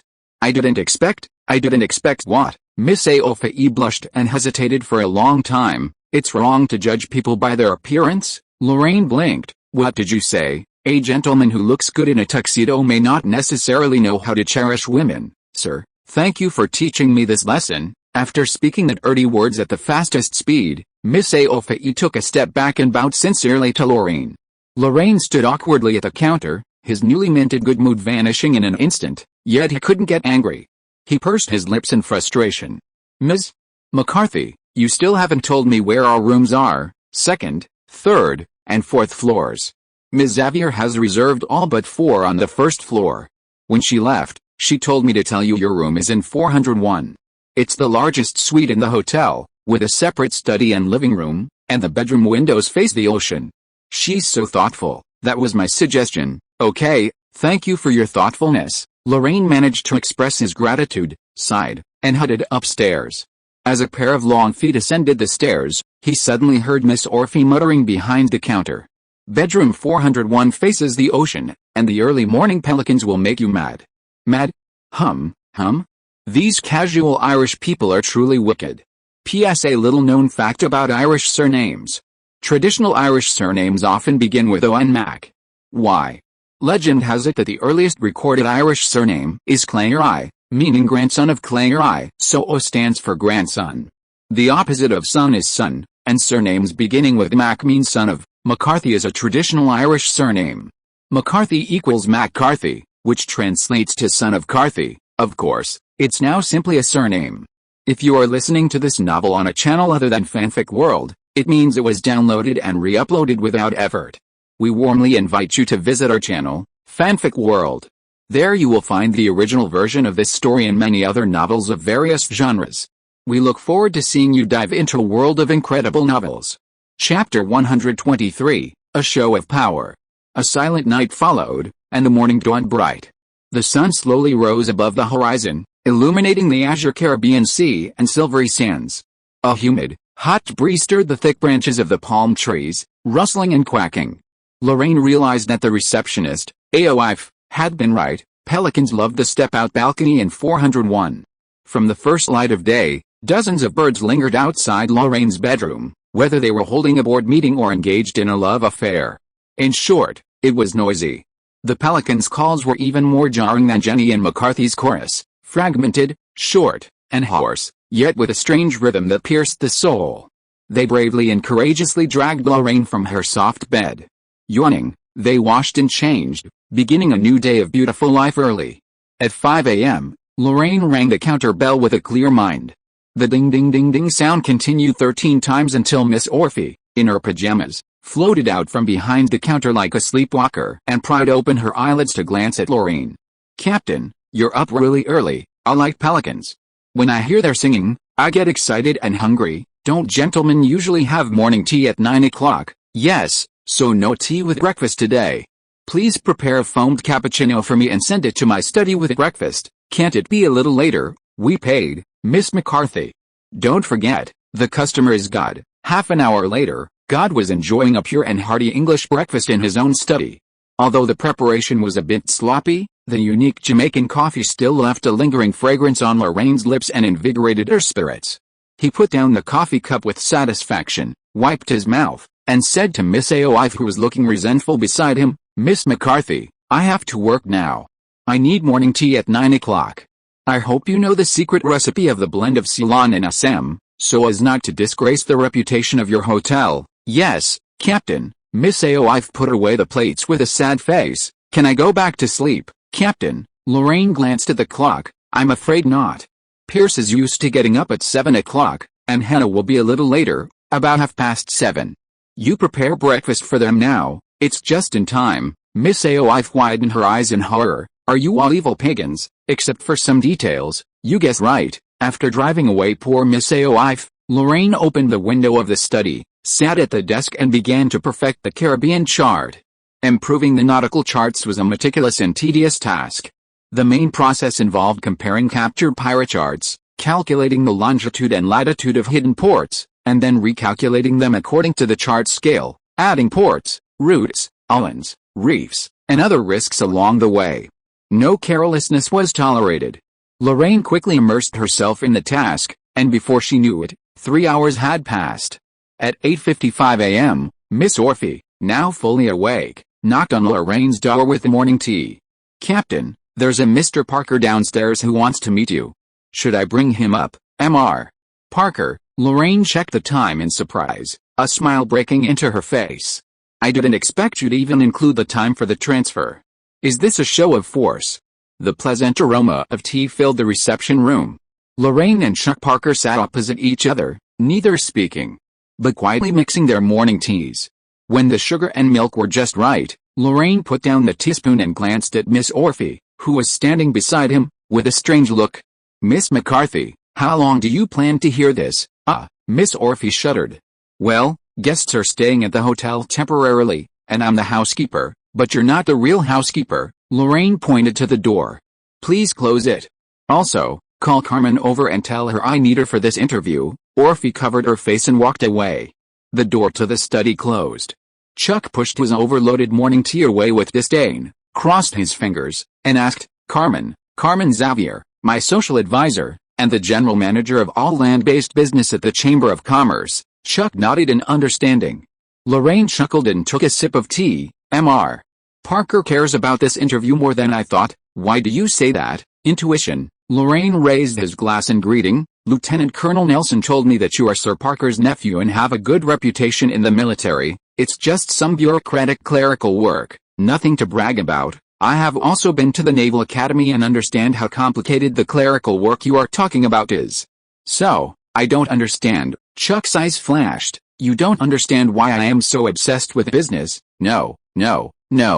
I just don't understand why you have to go far away.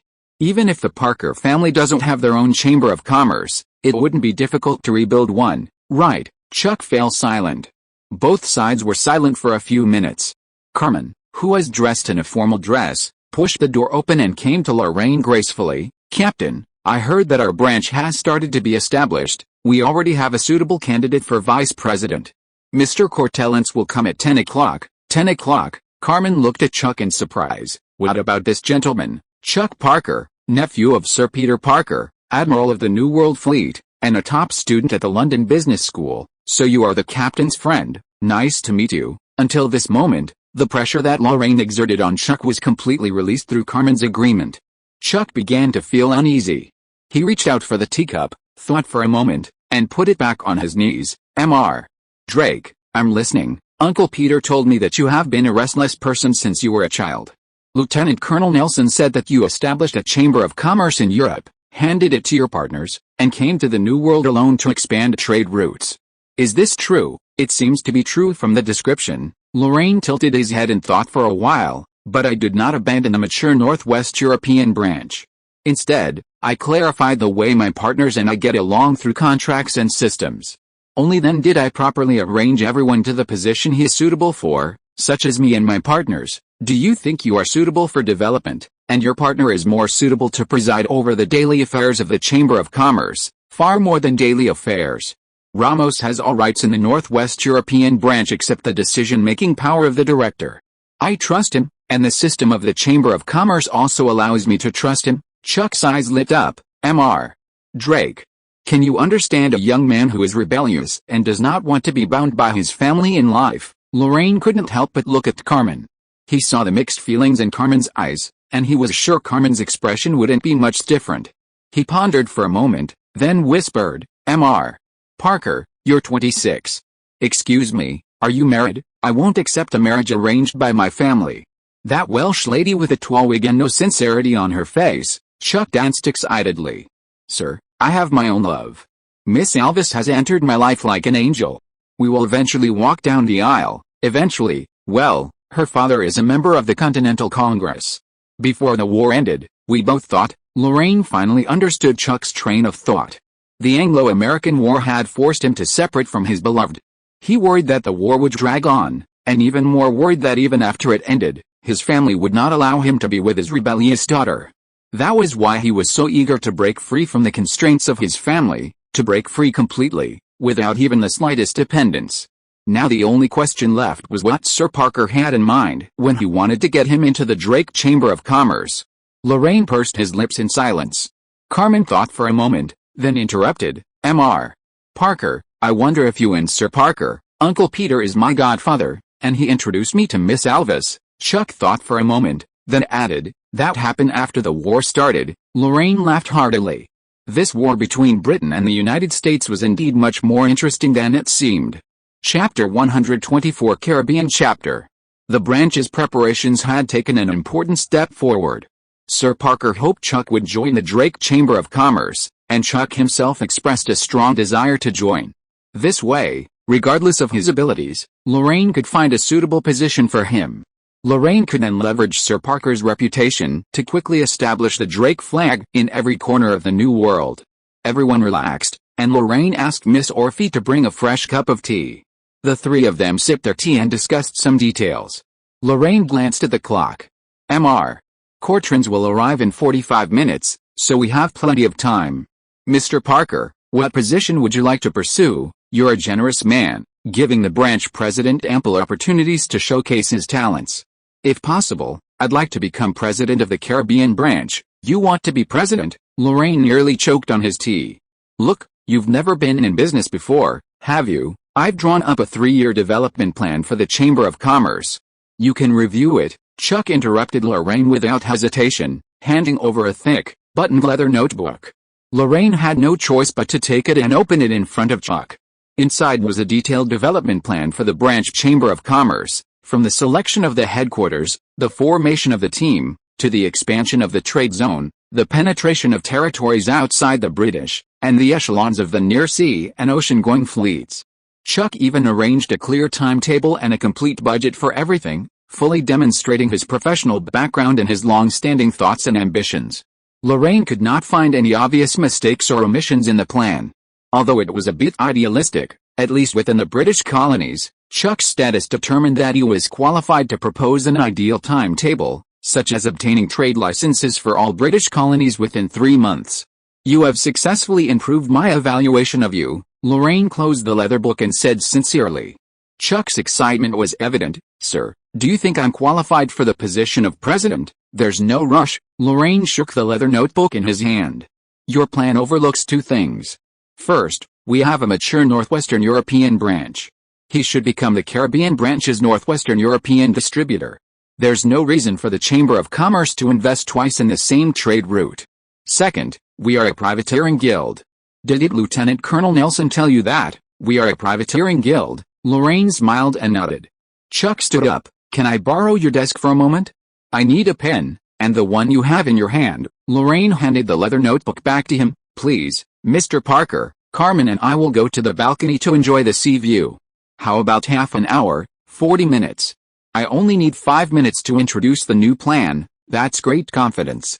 I like it. Leaving Chuck to modify the plan, Lorraine and Carmen both went to the balcony.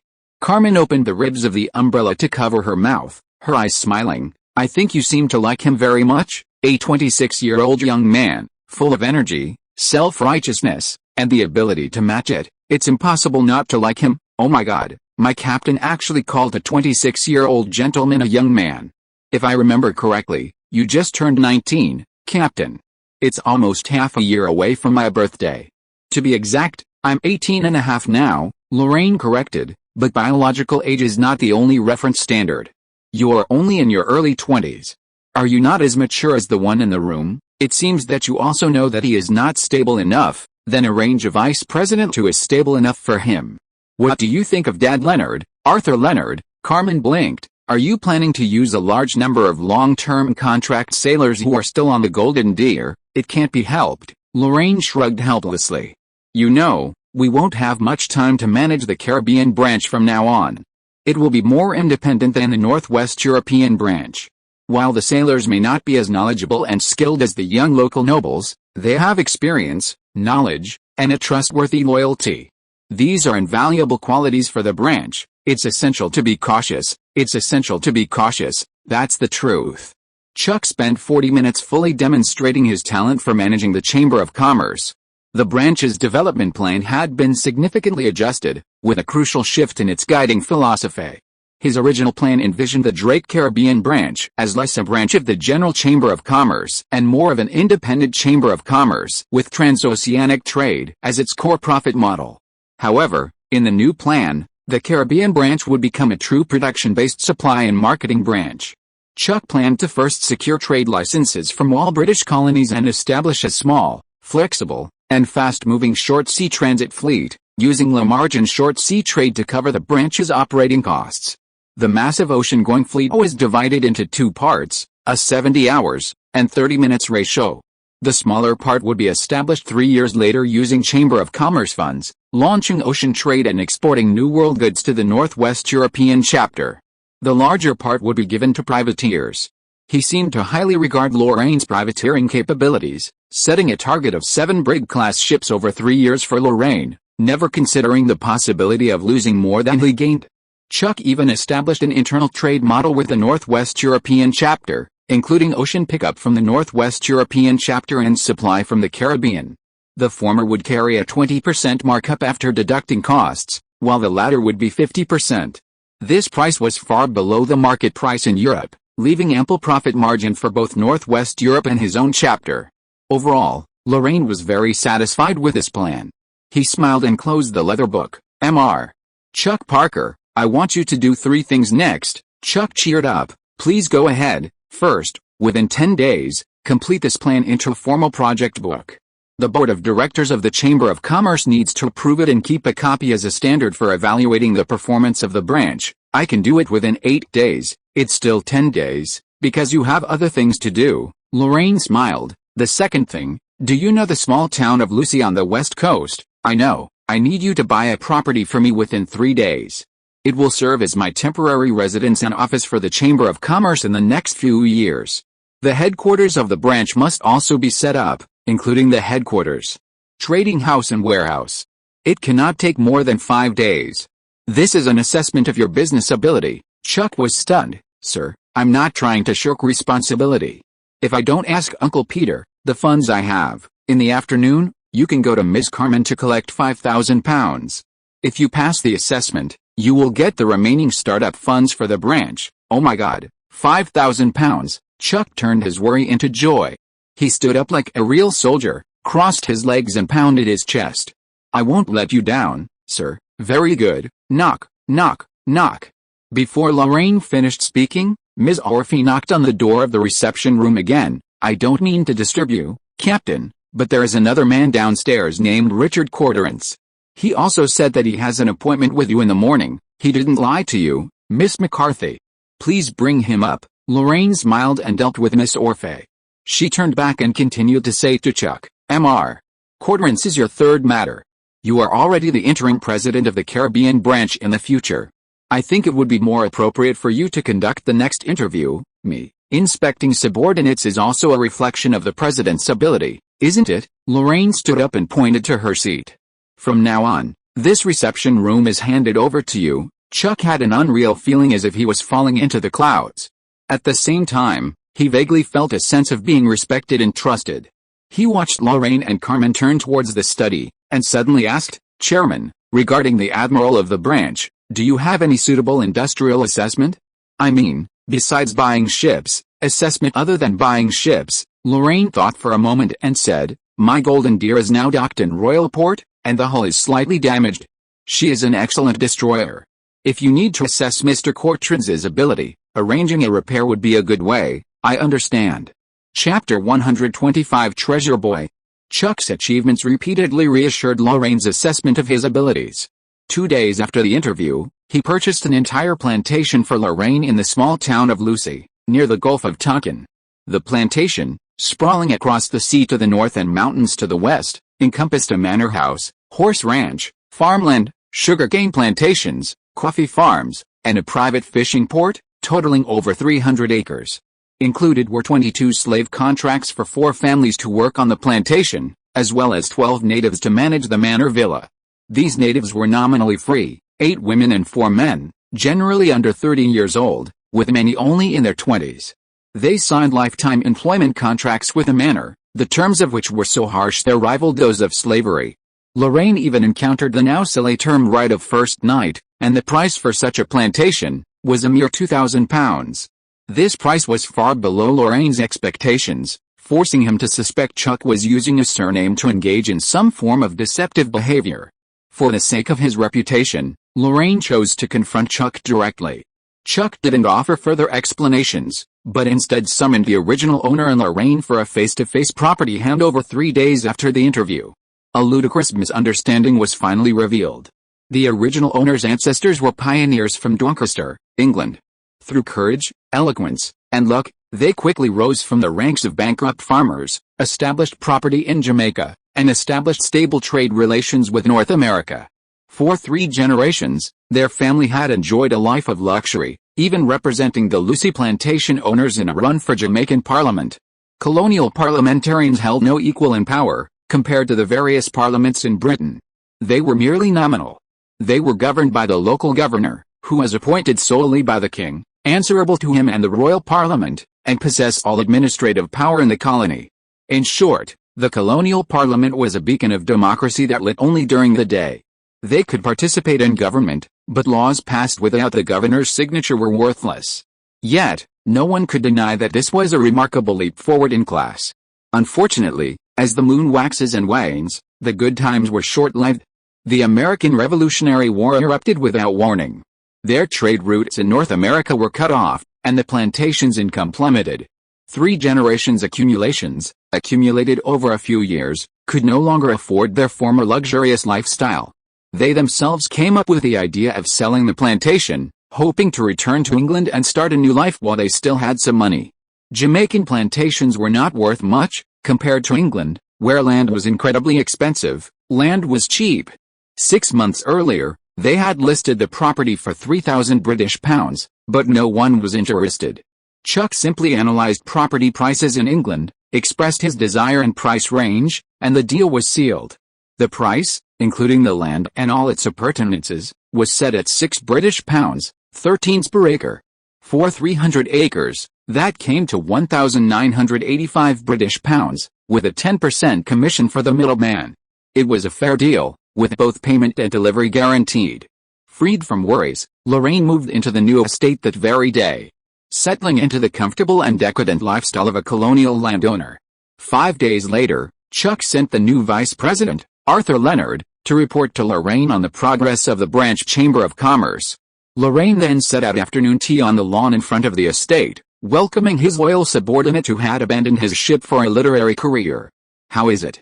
Are you used to life on land? I'm originally a near-sea sailor. I spend half a year on land. There's nothing for me to be uncomfortable with. Don't call me captain in the future, call me president." Lorraine smiled and shook her head. "And don't play dumb, you know what I'm talking about." Leonard smiled bitterly. "Ship president, I'm just a rough guy. If it weren't for your support, I couldn't even leave Europe. Now you suddenly ask me to be the vice president of the branch Chamber of Commerce. You have prestige among the sailors, and you are meticulous in handling things on the ship. Kren and Wang have both praised you, and have mentioned to me more than once that they want to promote you to the third mate on the ship. The two gentlemen overestimate me, they underestimated you." Lorraine smiled and waved his hand. "You are a solid and steady person. It's really a waste of your talent to just manage the equipment and sailors on the flagship, President." President Parker is a young man with energy and ability, and he also has a distinguished surname. What you have to do is to assist him and fill in the gaps for him. The first thing is to manage the 20 people who will be transferred to the Chamber of Commerce with you and will soon become representatives to various colonies. Don't let them rely on their seniority to go against President Parker without any hesitation. Leonard's eyes lit up, and he finally understood Lorraine's purpose in kicking him off the boat. He took a big sip of tea and exhaled a puff of hot air. "President, I just need to manage people well, that's all. Learn the business skills from President Parker." Lorraine knocked on the table dissatisfiedly. "Also, find a chance to bring your family over. I believe President Parker will make the branch more and more prosperous. You will become a celebrity, and it's time to reunite with your family and enjoy the joy of family life." Leonard stood up with a whoosh and saluted with his legs together as if he was on a boat. "Yes, President, sit down, sit down." Lorraine looked at Leonard with a wry smile and said softly, "Celebrities should act like celebrities. First learn to dress and behave properly. What's the matter with this tuxedo? Why is it so wrinkled?" Leonard scratched his head embarrassedly. "I'm a poor man, how have I ever worn a tuxedo before? President Parker forced me to buy this one before I came here. We need to order it immediately when we get back to Kingston and choose a good tailor to make it." Lorraine thought for a moment and said, "Ask Carmen." "No, she seemed to have gone out of town with henna yesterday. Ask Pierce for £500, top hats, wigs, canes. You and those guys have to buy a few sets of clothes and change your appearance. You will do it, all of them, of course. You will use these often in the future. Don't embarrass me because of carelessness, understood? By the way, I asked you to prepare a sloop. Are you ready?" Leonard nodded seriously. "I picked a new ship from last year, 15 meters class, which can be equipped with up to 30 sailors. To ensure safety, I also bought 2 9-pound cannons on the black market and placed them on the bow and stern. You equip the ship with guns." Lorraine frowned. "Do you know which ship is the safest in the Caribbean?" "What? Unarmed, flagless fishing boats are the safest. Even sharks know there's nothing to be gained from such vessels." Lorraine pursed her lips and took a sip of her tea. "We'll remove the naval equipment later and install a set of fishing net racks on the bow. Hang the nets, just like a real fishing boat." "Yes, does President Parker know about sloop?" "No one knows except me and a few of the old brothers who handled it." "That's good." With that, the personal matters were finally explained. Lorraine considered it, making sure nothing had been left out. He sighed, leaned back in his chair, and crossed his legs. "President Parker asked you to report on the branch preparations. Tell me, what has he accomplished in 5 days?" Chuck's progress once again astounded Lorraine. In just 5 days, he had secured a branch's business license and completed the equity connection with the General Chamber of Commerce. The only remaining issue is determining the specific ownership ratio. In addition, he purchased the Irish-style inn where Lorraine had previously stayed to serve as the chapter's headquarters. He also rented a 2,000-square-meter dockside warehouse and a fixed berth in Port Royal for a total of £1,300. He also purchased 2 second-hand mixed-rigged schooners for £800 each, forming the chapter's transit fleet. The ships were named the Sugar Cube and the Coffee Espresso.